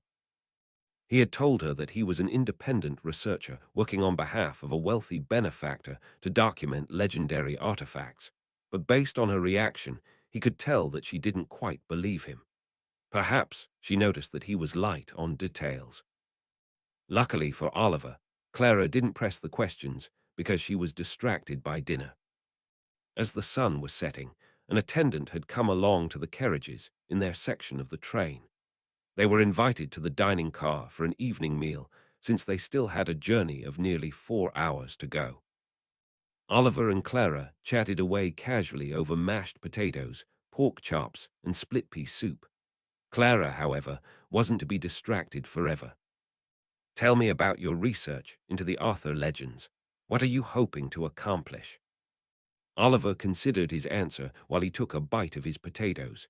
He decided that the truth, or a version of it, was the best answer. Well, I hope to find some artifacts from that era. Clara looked at him doubtfully.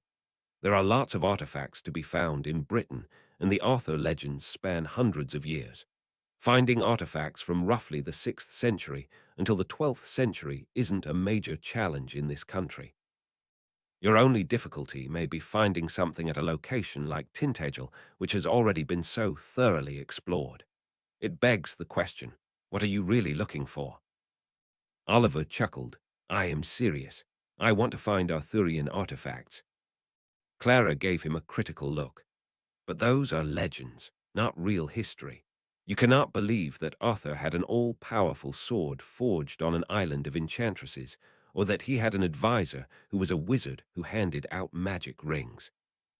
Even if you found something, how would you hope to tie it back to King Arthur or his knights of the Round Table?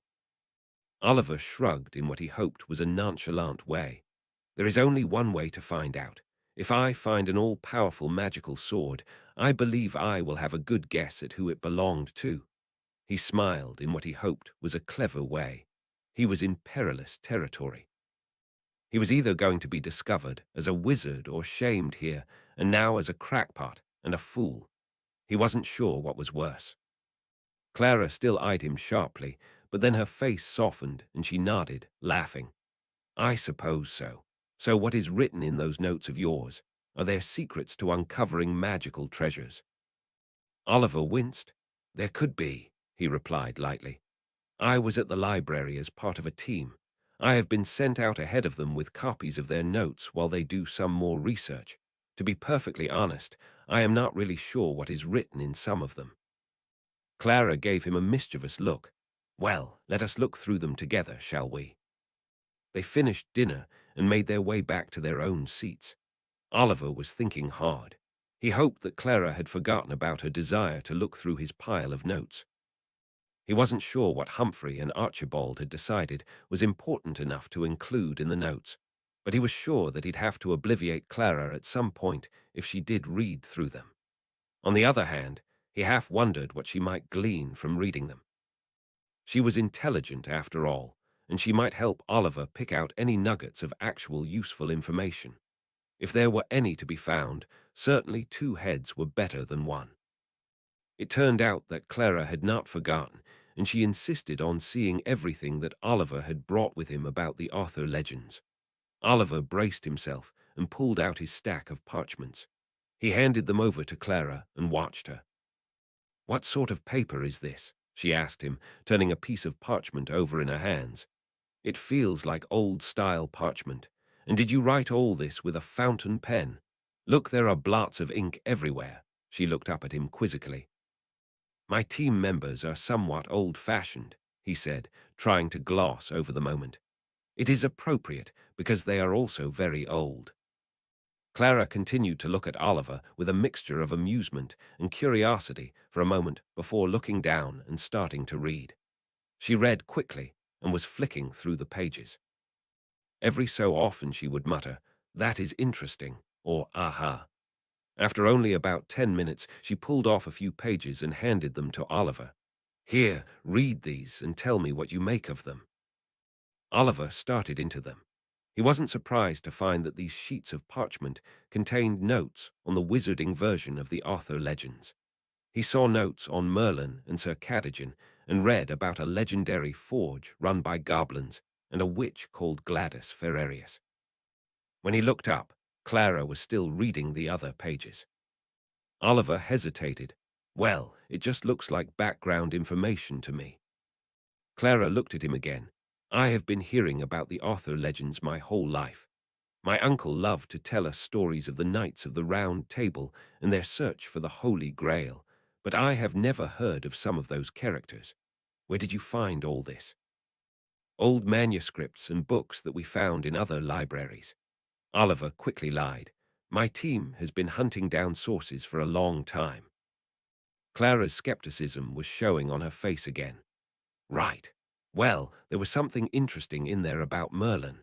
Something about Merlin's order and how it advocated for magicians to work with normal people. She peered over at the stack in Oliver's hands. He looked down and shuffled to the page about Merlin. He found the spot Clara was talking about and read aloud. The Order of Merlin was originally a benevolent organization dedicated to building relationships between magical and non-magical peoples. Merlin himself was a strong advocate for the rights of the non-magical community, and many years later his order established laws in their defense and encouraged the magical community to help and work with them. Oliver stared at it a minute. He had never known that the Order of Merlin had been an actual organization and not just an award doled out by the Ministry of Magic. The Order had even established laws to defend Muggles from magical persecution.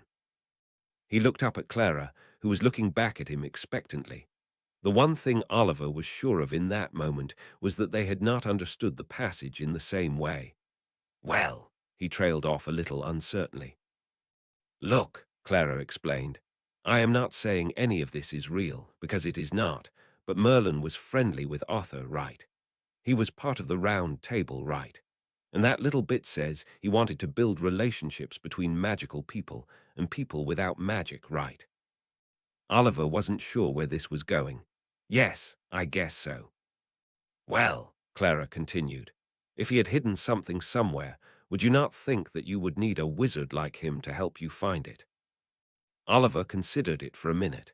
He was a wizard after all, and he was looking for something potentially hidden by a fellow wizard. "Do you mean that it would take a wizard to find it, as if only a wizard like Merlin could find it?" "That is a possible interpretation," Clara said, "though it is not quite what I had intended." Clara leaned forward, and for the first time, Oliver saw genuine interest reflected in her eyes. "You need a wizard, and the wizard would need you." "I mean that this version of Merlin seems like the type to hide something so that it could only be found by a normal person and a magical person working together. It is like his relationship with Arthur. Individually, they might have been remarkable, but together they were legendary." Oliver sat in the wake of that statement. Could that really be it?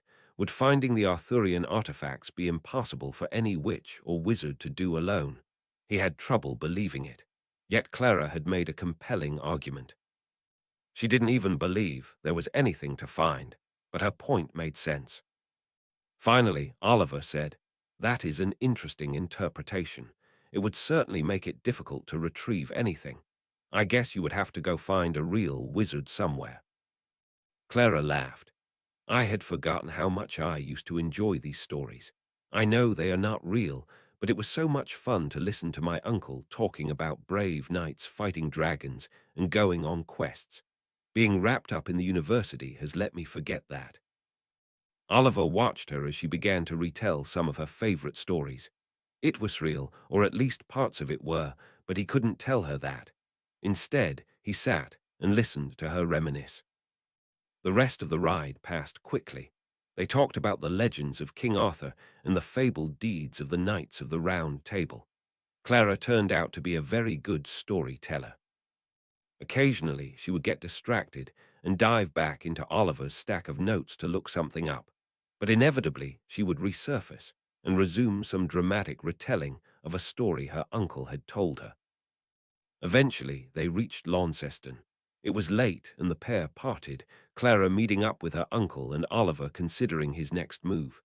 He had planned to go straight to Tintagel, but he had a lot to think about now. What if Clara was right? What if he needed to work with a muggle to find whatever artifacts might be hidden? Archibald's warning about the need to be accurate stirred inside his memory. Speed and accuracy, thought Oliver. Was it too much to ask for? He paused outside the train station, standing alone in the dark street. He looked up and down the street, and seeing no one, made a decision. He turned on the spot and was gone.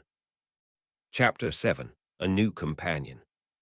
It was still early when Oliver entered the church of St. Mary Magdalene. He had made a decision last night. First, he had apparated to Tintagel Castle. He had found himself on top of a wind-swept hill overlooking the sea. Behind him, he could see lights from the town twinkling on the other side of a field. Working his way along the hill, Oliver had approached the dark outline of a ruined castle. He had spent a few hours exploring the ruins, but had been frustrated when he hadn't found anything.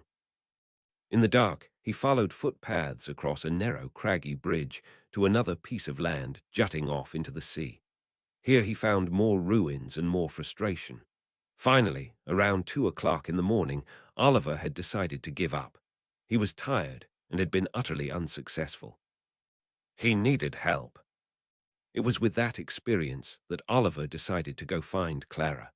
Maybe he did need a muggle to find something if it was hidden. An owl had found Oliver very early that morning carrying a note from Humphrey and Archibald. It was short, but it told him that they had found more references to Tintagel, and they were sure Arthur and Merlin had both been there. They were insistent that there should be something to find and that he thoroughly explore the area.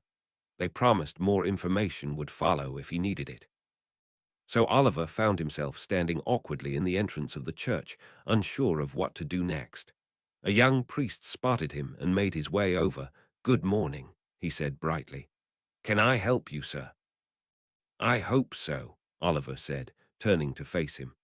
"I am looking for a Clara Tippett. I understand she is here with her uncle working on a historical documentation project." "Oh, yes, she arrived last night, but I understand they are already at work this morning. Would you like me to see if she has a moment to see you?" "I would appreciate that very much," Oliver replied. "Please tell her that Oliver, from the library in Oxford and the train ride, would like to talk to her." The young priest turned and disappeared through a door in the back of the church, leaving Oliver alone. Oliver wandered up and down the church, admiring the large stone columns, the high vaulted ceilings, and the fine stained glass windows. He was making his third round of the building when he heard the door open again. Turning around, he saw Clara and an older priest come walking into the room. Clara looked slightly confused, but the older priest looked excitedly around the room. Spotting Oliver, Clara led the priest over to him. "Well, hello," she said. "I did not think we would be seeing each other again." "Indeed not," Oliver said, a little bit sheepishly. "Oliver, this is my uncle, Reverend Bedford." "A pleasure to meet you, Reverend," said Oliver, extending his hand. "And a pleasure to meet you," the priest exclaimed, taking his hand and shaking it heartily. "Clara has just told me that you are conducting academic studies into the legends of King Arthur. Is that correct?" "Yes, I am," Oliver replied. "I am actually hoping to examine a few sites associated with the legends to try to understand the legends a little bit better. That is actually why I am here now. I have come to see if I can convince Clara to help me." Oliver said this carefully, watching Clara's face for a reaction. "I have been thinking a lot about our conversations on the train, and I believe that I need your talents." She furrowed her brow, and the corners of her mouth turned down, just slightly. "No, I do not think that would be possible right now. We have just begun an important project here, and I do not think it would be proper for me to leave it." Oliver felt a weight in the pit of his stomach. He couldn't let Humphrey and Archibald down. He couldn't let the whole ministry down. This was his chance to finally get away from a desk and something meaningful, and he was failing. But he didn't know what to say, not without telling her everything. "Well, I think you should go, Clara," her uncle interjected, unexpectedly. "Our little project will wait for you to return. Chasing down the legend of King Arthur is a much better use of your skills and intellect." "How so?" Clara questioned, surprise showing everywhere on her face. "The legends are just that, legends. They are entertainment for the children, morality tales wrapped up as bedtime stories." "I do not think that does them justice," her uncle replied thoughtfully. "Legends are embellished, there is no doubt about that. I doubt that Sir Galahad really defeated a dragon thanks to a magical rock." Oliver shifted uncomfortably. "But at the heart of each legend is a basis in historical truth. There was a time when knights and kings really did roam this countryside, and they really did have adventures, and they really did fight and die for this island. You should have a part in telling their story." Oliver and Clara both stared at the old priest in disbelief. Oliver could tell that Clara had not expected that any more than he had. Finally, she said, "Are you sure, uncle? I do not want to leave you in difficulty." "I told you," he said with a chuckle and a smile, "the project will wait for you to get back. This church opened its doors in 1524. It has stood here for just about 390 years, and it will stand for a lot longer. We are not in a hurry." "Will you come then?" Oliver asked hopefully. Clara hesitated, looking at her uncle. Then she turned to Oliver and said, "Yes, I will come with you." "Excellent," Oliver exclaimed. "Thank you so much."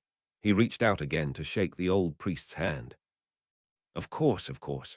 While you are there, make sure to make your way down to Merlin's cave. Clara knows all about it, of course. You should have low tides this afternoon that will allow you to explore it completely." "We will," said Oliver. "Thank you for the tip." He hadn't heard of Merlin's cave. How had Archibald and Humphrey missed that? "So, how are we getting out to Tintagel?" Clara asked. Oliver stopped dead. He hadn't considered how to travel to Tintagel with a muggle. There wasn't a train that went out there. How would someone cover that distance? He had no idea. "I believe there is a group from town who have chartered some buses for an excursion today," the old priest volunteered. "Perhaps you too would like to be on one of them. It would certainly appear more proper to attend in the company of the parish. Some of them will return tonight, and some will return tomorrow morning. Accommodations have been arranged for the entire group should you need to extend your stay beyond this afternoon." "Yes," said Oliver gratefully. "That would be excellent, thank you." 20 minutes later, they were standing at the edge of a field in the shadow of Launceston Castle, waiting to load into one of several long horse buses with a host of local residents looking forward to a day out. Clara had been quiet, but she had brought a small piece of luggage on Oliver's suggestion. He did not want them to feel rushed while they combed over the site. Suddenly, Clara looked over at Oliver and said, "You are very peculiar, did you know that?" "What do you mean?" "I mean that all of your notes are on very old-fashioned paper, and you have some notes about stories that I've never heard of. You never told me the name of the school you attended, but that I would never have heard of, and you got all the way from Oxford to Launceston without knowing how you were going to go the last 20 miles to the castle in Tintagel. Does that sound like an accurate summary?" Oliver grinned. She was clever, he had to give her that. "Yes, that sounds correct. Perhaps I am not the most thorough organizer." He turned to look at her and shrugged, and with that they got on the bus and set off. Chapter 8. Merlin's Cave. Oliver and Clara weren't able to talk much on the bus ride from Launceston to Tintagel. As Clara's uncle has pointed out, the bus had been chartered for a group of parishioners of the St. Mary Magdalene Cathedral. Everyone else on the bus seemed to know each other, and they had barely left Launceston behind them when a short, round old man and a tall, lanky old woman stood up and began to lead the group in singing hymns and other songs. Oliver, who didn't know any of the songs, couldn't join in, and Clara, who Oliver suspected probably did know the songs, wore an expression on her face that very clearly said that she did not want to participate. It was gratefully, then, that they climbed off the bus once they had arrived at the ruins on the outskirts of town. The crowd immediately began to disperse as some of the passengers made their way back into the town and others began rambling down the seaside trails that ran in either direction. There were considerably few of the bus's passengers who, like Oliver and Clara, made their way up the hill to the ruin. Oliver watched curiously as everyone went their separate ways. "Most of them will have been here many times before," Clara explained to him while they walked along the path. "These ruins are well known in this region and attract a lot of attention. It is one of the reasons I was curious that you wanted my help. These ruins have been very thoroughly explored. I do not imagine there is much left to be found here." "Oh, you never know," Oliver said cryptically. "There can always be something that others have missed. Even if we find nothing, we might still learn something, and that would make this excursion worthwhile." Oliver led the way into the castle. They explored every corner of the castle's footprint, but just as the night before, Oliver was disappointed that there was nothing to find. Maybe this first location just wasn't right, Oliver wondered. Perhaps Archibald and Humphrey had been wrong. You know, Clara interrupted his thoughts. This part of the castle was actually built after the Arthur legends were already in circulation. We need to go across to the other side to see some of the older parts of the site.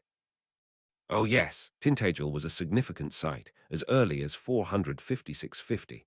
The tale of King Arthur that Geoffrey of Monmouth wrote, the one I helped you find in the library, was written in 1138.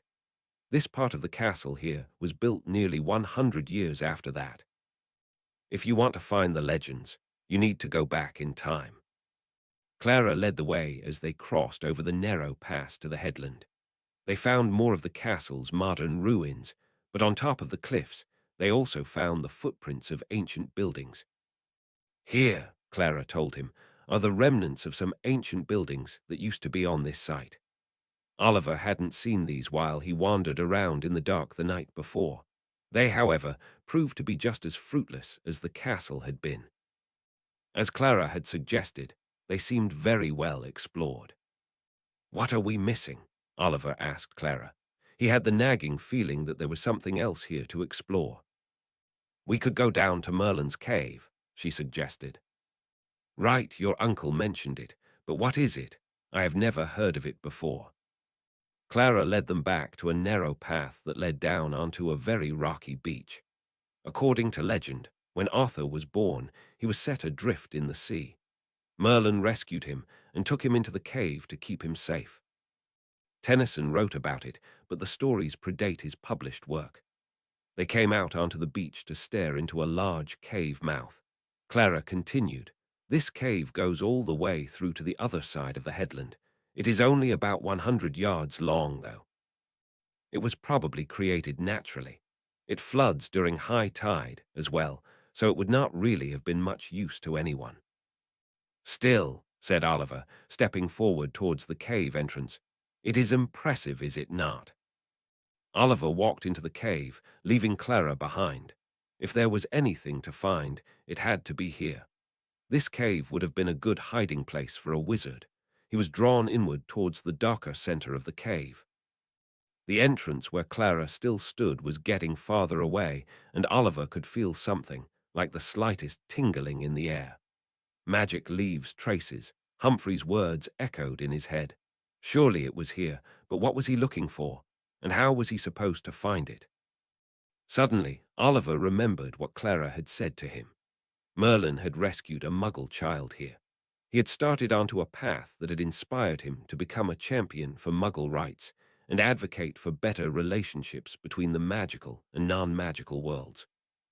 Perhaps Merlin meant for this secret to be found only by a witch or wizard who was willing to seek with a Muggle. Oliver turned and hurried back to Clara. "Come on," he said, grabbing her by the hand and leading her hurriedly back into the cave. At once he knew that he had made a good decision.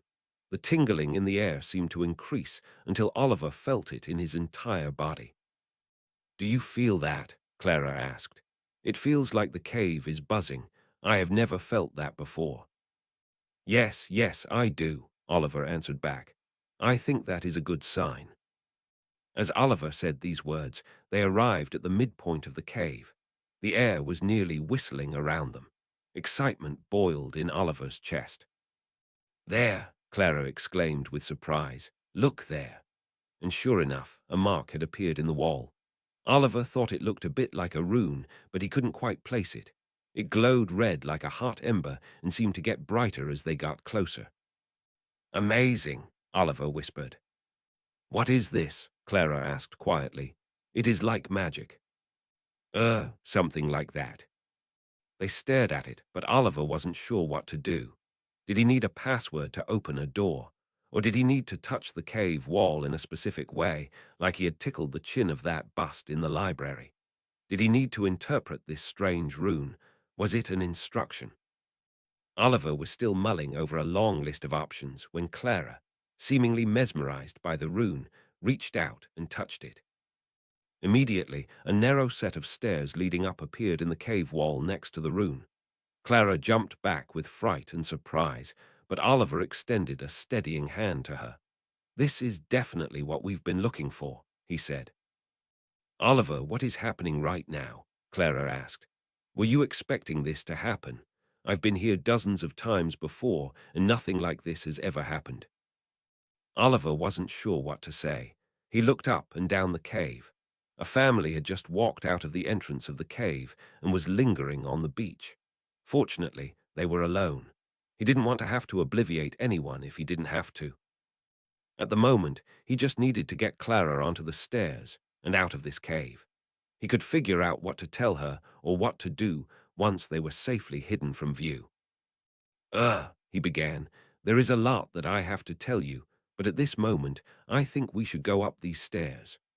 Clara's face, however, said that she would rather not follow Oliver onto the staircase. She looked wary, surprised, and a little frightened. "These stairs should not be here," Clara said, her voice rising in pitch. Her hand trembled as she pointed. "First the wall, and now these stairs appear out of nowhere. It just cannot make sense of it." Oliver was getting a little frantic now. At any moment, someone else could walk down the cave and see them. Another thought occurred to him as well. At any moment, the door to the staircase might close. "Look," Oliver said, waving at the rune in the wall and the staircase that had so magically appeared next to it. "Look at all this. It never opened for you before. I came through a moment ago, and it did not open for me then, either. Nobody knows about these stairs except for us. Through there is the discovery of the unknown. I don't really know why, but we need to go up these stairs." Clara's expression softened for a moment. Perhaps it was the concept of discovering something new. Oliver implored her, "Please, there is so much I do not understand, but if we go in, I promise I will do my best to explain everything I do know." He extended his hand again to her, leaving it open just in front of her. Clara stared at it for a minute like she was weighing her options. Suddenly she took a deep breath, extended her hand, and placed it in Oliver's. Giving her what he hoped was a reassuring look, Oliver led her forward and onto the staircase. The staircase was dark and winding. As soon as they cleared the entrance, the walls sealed up again, plunging them into total darkness. Seeing no alternative choice, Oliver pulled out his wand and muttered, "Lumos." Clara wrenched her hand away from Oliver's. "I think there are some things about which you have not been perfectly honest," Clara said, her face now illuminated by the wand light. Her expression was suddenly wary again. "I think would be an appropriate time to tell me." "Indeed," Oliver said. "I guess after that, I owe you the whole truth. I will tell you as much as I know, but I did not lie to you when I said that there are things I do not understand." Clara drew away from Oliver slightly. It was difficult in the limited space on the stairs. He took a deep breath and began slowly. "I am a wizard, and magic is very much real." Oliver gestured to his wand as if to emphasize his point. By its glow, he could see surprise and confusion on Clara's face. "There are many others like me, men and women, all across the world. Merlin was also a wizard, and I believe he created this staircase, and whatever lies at the end of it." "And why am I here?" Clara asked slowly. "If you can do magic, what do you need me for?" "I never misled you about that. I need you and your talents," Oliver told her gently. "You made the most important breakthrough yourself on the train. You told me that if Merlin had hidden anything, he would have done it in a way that it would take someone magical and someone non-magical to find it. You saw for yourself. I was unable to find the staircase when I came into the cave alone. I came here last night and searched the ruins, but when I was unable to find anything, I was convinced that I needed your help." Clara took a minute to take all of this in. Her expression was becoming less angry, but she still looked concerned and a little frightened. "I would think that this was some sort of joke," she said, "but we just walked into a hidden staircase, and that stick in your hand is glowing." "Ah, yes, my wand. It helps me to perform magic. It is really interesting." He trailed off as he looked at Clara and took in her expression. If you are interested, I will tell you more about it some other time. Clara hadn't moved and remained fixed against the wall. Why have I never heard of other wizards, if there are so many? We live in secret. There are strict laws which forbid us to reveal ourselves to muggles, to non-magical people, such as yourself. This, however, Oliver gestured to the staircase, is a special occasion. As you were correct about Merlin's hiding strategy, there was no alternative to your inclusion here. Why are we here at all? And what do you mean bylaws? Ah, well, I work for the Ministry of Magic, which is the magical government in Great Britain. The magical community, of course, has its own government which, well, governs us. It is my job to look for artifacts and recover them. It is much like the work archaeologists do. They seek out artifacts in order to preserve them for future generations. There are, of course, laws in place to regulate our society.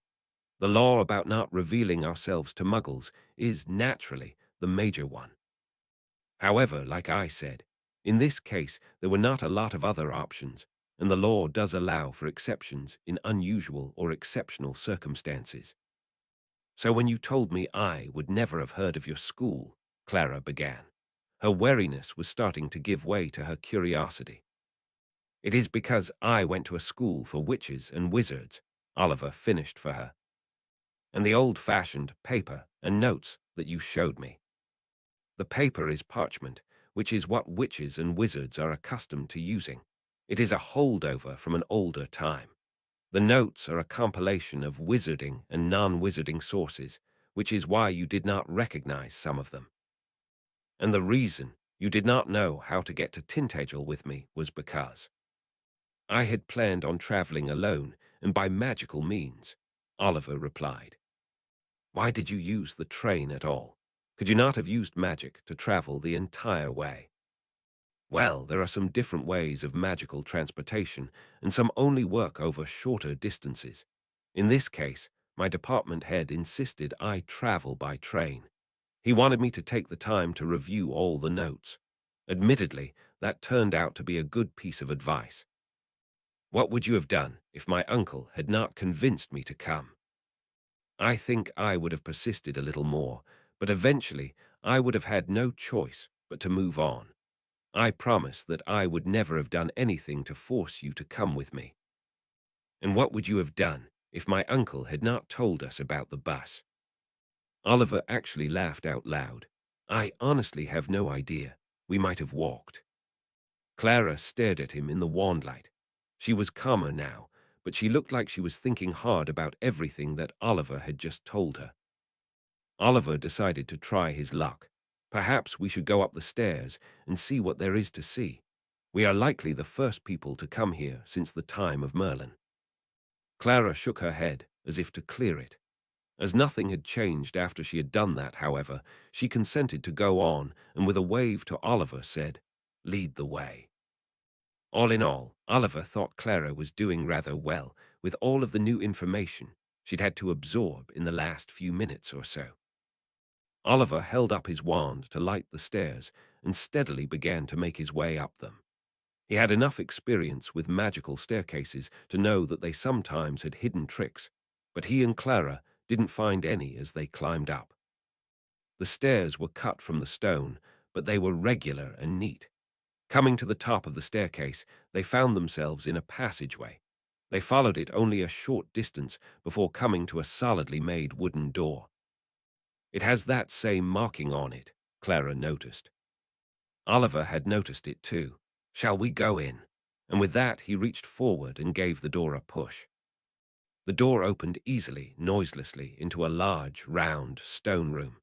The room was mostly empty, except for a small wooden table and 2 chairs. Windows on one side of the room allowed light to enter, giving the space an airy feeling, despite the rough rock walls. Glancing out one of the windows, Oliver could see that they were looking back towards the castle and town. Why has no one ever noticed these? Clara asked. I'm guessing that these windows are enchanted to look like the cliff face from outside. Oliver replied thoughtfully. It must be a really good bit of magic, but remember, Our task here is to find whatever Merlin left for us. I am sure that there is more to this room than what we see in front of us." Oliver used his wand to probe the dark corners of the room. He found torches hung on the wall and lit them with a wave of his wand to give them a little extra light. Clara, meanwhile, had gone to the table and sat down in one of the chairs. She had looked around, hadn't seen anything, and was now watching Oliver as he methodically worked his way around the room. Eventually, Oliver walked over to join Clara at the table. He had thoroughly searched the entire room 3 times without finding anything. Maybe there wasn't anything else to find here after all, he thought dejectedly to himself. Maybe Merlin hadn't left anything here. Or maybe someone else had already come along and claimed it. This room was nearly completely empty. But they had found the room. Oliver had gotten a muggle to search with him. They had worked together and found Merlin's hidden room. After all that, he wondered, how could there be nothing? He sat down heavily, feeling discouraged. No sooner had Oliver sat down than Clara gasped loudly. Oliver stood up in surprise, knocking his chair back. "No, sit back down," Clara commanded him. Oliver did as she said, and this time he saw a small, black wooden box appear on the table when he sat down. In shock, he and Clara sat, staring at the box. Finally, Oliver reached forward and picked it up. It was heavier than he had expected. It had a solid silver latch on it and opened smoothly. Inside was a plush, red cushion with a large silver ring on it. The top of the ring had an inky black stone set into it, with an elaborate design engraved around it. Oliver and Clara marveled at it for a moment before Clara asked, "What is it?" Oliver was quiet for a moment. He wasn't sure. He wished he had paid more attention while reading through his notes and all of those books back at the archive, but he couldn't recall a ring anywhere. He passed the box over to Clara so she could examine the ring more closely. As Oliver passed the box to Clara, he noticed an engraving on the underside of the lid. Excitedly, he pointed this out to Clara, and they turned the box on its end so they could see it better. Oliver looked at the carvings, unable to make out what they said, but Clara made a sound of comprehension next to him. Oliver looked over to see Clara bouncing with excitement in her chair. "I am guessing you can read that." "Of course," she said impatiently. "It is only Latin." "Oh, well, of course," said Oliver. "So what does it say?" "It says that this is the ring of Sir Lancelot, Knight of the Round Table, who used it to safely cross the sword bridge at Gora." "Sorry, I am not familiar with that story," said Oliver, not knowing at all what Clara was talking about. "In the legends, it is called the Ring of Dispel, or the Dispelling Ring," Clara explained. "When Lancelot used it, he could tell when something was real or when it was just an illusion. When he crossed the bridge at Gora, there were supposed to be 2 lions waiting to eat him on the other side. But when he got there, the ring revealed that the lions were just illusions." Comprehension dawned on Oliver. "Oh, all right. It sounds a bit like the Stone of Jerumfiel, then."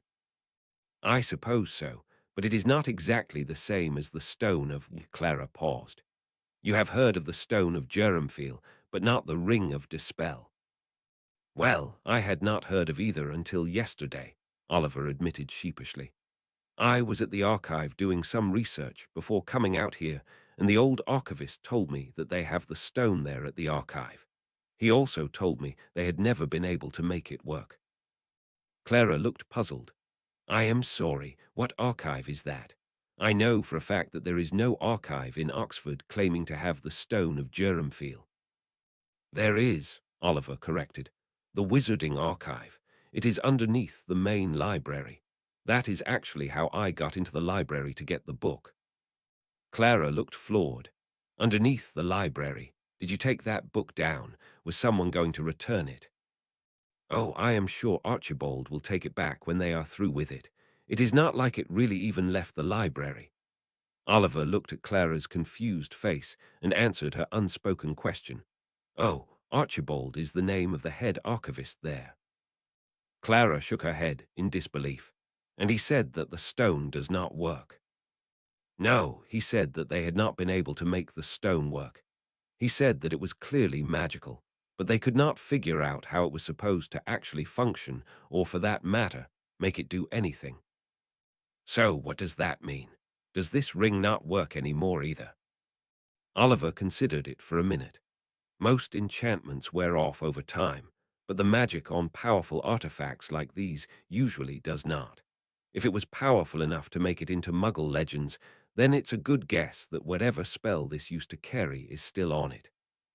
Should we try it? Clara asked haltingly. I think that would be okay. It should be safe enough. Would you like to do the honors, or shall I? What do you mean, safe enough? Clara asked. Oh, well, some objects can be dangerous. That usually coincides with a known history of dangerous curses, though I do not see anything that would indicate that this ring should be dangerous. I think you should put it on first, Clara said. Fair enough, replied Oliver, taking the ring from the box. It was heavy in his hand and looked to be larger than any of his fingers, but as he slipped it over his index finger, he found that it fit perfectly. It must have a charm on it so that it fits whoever wears it, he said to Clara. Amazing. He waved it around and looked into the stone, but nothing happened. Feeling that the ring was definitely safe to wear, he took it off and gave it to Clara. Clara took the ring and tried it on. It fit as perfectly on her finger as it had on Oliver's. As she admired the stone, she suddenly looked up with her eyes wide. What? Oliver asked her quickly. I am not sure. I thought I saw something in the stone, Clara said, looking back into it. Her voice quivered with shock and excitement. She looked into the stone for a minute without saying anything, then she looked back up at Oliver. I keep seeing the reflection of things that are not here. Oliver was thoughtful. You said this ring dispelled illusions for Lancelot. Yes, why? Maybe there is an illusion here that the ring can dispel. How did he work it? Clara paused to consider what Oliver was suggesting to her. Lancelot sometimes looked into the stone and sometimes waved his ring. Maybe I need to try waving it at the rest of the room. Clara stood up and waved her hand in a large circular motion over her head. As she did, the room suddenly changed. They were no longer in a barren, rock-hewn room, but inside a comfortably furnished stone chamber. Armchairs appeared next to a fireplace, and the small table in the center of the room was transformed into a stately dining table. A rug appeared on the floor, and banners appeared on the walls. Wow, Clara said, as she walked around this new room. Oliver was nearly speechless. The ring hadn't done anything for him, but Clara had made it work almost instantly. I suppose this is the real room and not an illusion, Clara asked him. Yes, I am sure that what we see here is the real room. I do not think the ring could work the other way, Oliver replied. I think it is more interesting that the ring worked only for you. How could that be? Clara asked, looking down at the ring once again.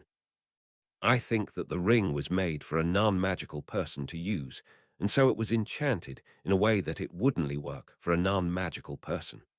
Wizards should be able to dispel enchantments without the ring, so they would not need it anyway.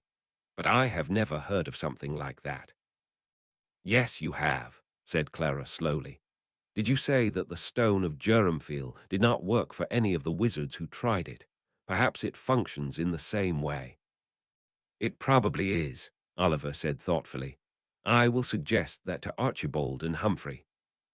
Humphrey, the head of my department at the ministry. He stayed behind at the archive to continue researching possible locations for me to visit. Clara stood up and began walking around the room. So, is this what you do for your job? You travel around looking for ancient magical artifacts? Not usually, Oliver admitted. Normally, I sit at a desk and write reports about things that other people have found. Does that happen often? Oh yes, quite regularly, but it is never anything like this. Oliver motioned to the ring on Clara's hand. A lot of the time things are found by accident. Most of the time it is muggles who find paintings or little things in caves. When that happens, a special team is dispatched to modify their memories and replace the items. Then they send along whatever they found to me to document and catalogue. Clara looked at Oliver, concerned. They modify their memories. Of course, Oliver said casually. The laws are very strict about exposure of the wizarding world to muggles. So if they find a bowl that was enchanted to float when it was full, or paintings of dragons, or a knife that never gets dull, they just replace it with something more innocuous. The bowls get replaced with ancient pottery, which is sometimes broken. The dragons get turned into deer or horses, and the knives get replaced with non-magical substitutes. Then they change the muggles' memories just a little bit, so that they only remember finding the broken pottery or whatever we want them to find. That is terrible, Clara said angrily. You are taking legitimate discoveries away from them. Maybe, said Oliver, but it is kinder this way.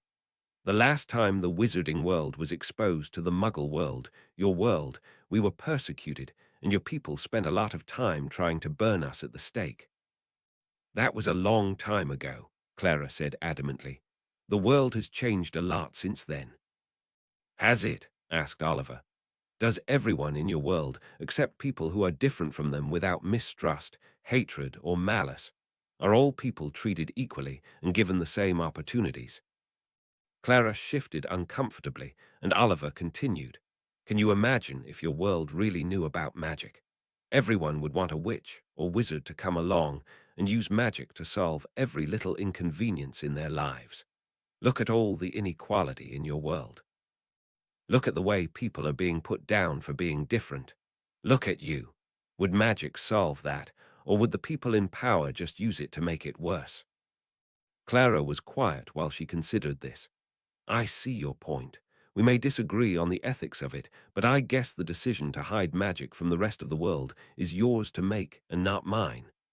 Clara looked to change the subject. So, why are we out here today? You said this is not normally part of your job. Well, Oliver started unsurely. One other reason to hide magic is that some witches and wizards think they are superior to muggles because of their magic. Our magical governments usually keep them under control, but if they were to seize control somewhere, they might do a lot of damage to the non-magical populations around them. Our ministry found out that there might be a group interested in some of the artifacts from Britain. Oliver wasn't sure how much to say. The ministry thinks that it would be bad if this group were to steal anything that might help them with their objectives. So I am out here to clean up a few sites, he finished a little lamely. I see, said Clara slowly. And you think they might be looking for items associated with King Arthur? We do, said Oliver more confidently now. We think these legends are famous enough to inspire interest from unsavory types. And what do you know about the items we might be looking for? Probably nothing more than you know about them. The legends around King Arthur are as well documented by muggles as they are by wizards. You saw my notes. That was a time when some wizards and muggles did live together openly. So this ring, did you know it was here? I did not. I got a message very early this morning from Humphrey and Archibald. They were convinced that there was something here, but they were not sure what it might be. There might be dozens more locations to check out. It sounds to me like you might be looking for something specific. I guess we are. Humphrey's best guess is that a group like this would be looking for something symbolic, something that would legitimize a claim to power. Can you think of anything that fits that description? Clara paced back and forth for a minute. Something symbolic from King Arthur, something that would help them to take power over others. It could be a lot of things. A weapon that destroys armies. The king's crown. The thing that I think of first, though, would have to be Excalibur. It was a symbol of Arthur's right to rule, and it was supposed to have lots of magical powers. Oliver was impressed. That is the same conclusion that Humphrey and Archibald came to. However, we may need to search in locations tied to other objects. Anyone interested in Arthur's sword might also be looking to reassemble Arthur's whole kit. Remember, he had a spear, a dagger, a shield, a crown, and armor. Not to mention we may find more items that were associated with the Knights of the Round Table. Oliver paused. Well, when I say... Clara cut him off. You needed my help to find this ring. You could never have done it without me. Yes, I did need your help, said Oliver quickly. I might need it again. I just did not mean to presume that you would want to continue. Of course I want to continue. I have just learned that magic and all of these legends and tales I have been hearing since I was a child are real. Why would I pass up an opportunity to go hunt them down? Clara was looking at Oliver with real excitement in her eyes. This could be, no, this is the adventure of a lifetime. You are not the only one who would like to get out from behind a desk. Oliver looked back at Clara. Wonderful. I will be glad to have your help. Clara smiled. So what now? Oliver looked around. They were still in the room, hidden away in Merlin's cave. Well, I do not know exactly. He walked over to the windows and looked outside. By the lengths of the shadows, Oliver guessed that it was getting late in the afternoon. He pulled his pocket watch from the inside of his jacket and saw that he was right. I expect that Humphrey and Archibald will send me another letter tomorrow morning with either more information or another location for us. In the meantime, as I see it, we have two options. We can go back to the bus and ride it back to Launceston, or if you know of any other sites nearby, we could try to visit one tonight. Clara sat down to think. After a minute or so she said, there are a lot of historical sites in this area, but there is one out on the Bardman Moor we might go to. It is called King Arthur's Hall. Nothing has ever been found there, but after all this, she waved at the room, it seems like it would be worth a shot. Is it really called King Arthur's Hall? Oliver was nearly laughing. I should say it would be worth a shot. Where is it? The Bardman Moor is fairly near here, actually. I think the spot we want is only about 13 miles away. Oliver stood up and said, Excellent. If you think it is a worthwhile trip, then we should go. Clara stood back up as well. The ride would only take us about an hour and a half if we can find some bicycles. If we hurry, we could go there and still get back to Launceston before it gets too late. They started moving towards the exit. The hallway that had been so long and dark on their way in was now well lit by torches. How well known is this place? Oliver asked Clara as they made their way back to the stairs. Will there be as many people visiting it as there are here? Oh, not nearly this many, Clara replied, especially this late in the day. The site is well known, but it does not attract many visitors since nobody has ever found anything there except rocks. What if I have an alternative method of travel for us? Oliver had stopped at the top of the stairs. What sort of alternative? Clara asked him cautiously. Oliver chose his words carefully. Well, if there is not much risk of us being seen by someone else, I could take us there by apparition. That is where we disappear and reappear somewhere else. He paused to look at Clara's reaction. That is how I was planning to get to Tintagel originally, but clearly I could not do it with you then. That sounds convenient. Why would we not do that? Clara looked curious at the prospect of magical travel, but her tone was suspicious. Well, it can be a little uncomfortable, especially if you have never traveled that way before. What do you mean, uncomfortable? There is a bit of a squeeze when it happens, but it is over quickly. A squeeze? What does that mean? A squeeze, like being in too tight clothing. Oliver continued distractedly. You do not suffer from claustrophobia, right? Of course not. Look at this place. With that, he set off down the stairs with a confused Clara in tow, trying to make the point that wearing tight clothing and suffering from claustrophobia were not the same thing. When they reached the bottom, the wall did not open up for them. As they approached it, however, the door turned sort of transparent so they could see into the cave beyond. They could see shadowy figures moving in front of them as other people explored the area. I guess we had better wait until the coast is clear, Oliver said, cutting off Clara, who was still trying to make a point about apparition. It would probably be bad if we just materialized out of a wall in front of a bunch of people. Clara seemed not to hear him, but they set about waiting for the crowd to clear anyway. Soon a group moved off, and Oliver couldn't see anyone else on the other side of the wall. Peering intensely through the door, he said to Clara, "I think the coast is clear. Go quickly now." Reaching back, he grabbed her hand and pulled her with him through the door. A stifled yelp from behind him told him that Clara had not been prepared to pass straight through a wall. "Sorry," Oliver said, turning around to look at her. Clara was standing in front of the wall with her eyes closed and her arms raised as if braced for a collision. He had to hold back a laugh. "I should have warned you. It is a bit more common to pass straight through solid objects in the magical world. We have a lot of hidden doorways that look like solid objects, but you just walk right through them." Clara slowly relaxed. "No kidding." She was looking at Oliver a bit crossly. "Perhaps," he ventured, "you would prefer it if we traveled by bike to King Arthur's Hall." "At the moment, I think I would prefer it, yes," Clara said. "That is fine, then. Shall we go into town and see if we can rent a few bicycles?" Clara didn't answer, but instead set off out of the cave, back towards the town. Oliver grimaced. He should have warned her about going through the wall. He didn't know what was in store for them, but Oliver had a funny feeling that he was going to need Clara again. He would need to prepare her better for the magic they might encounter together.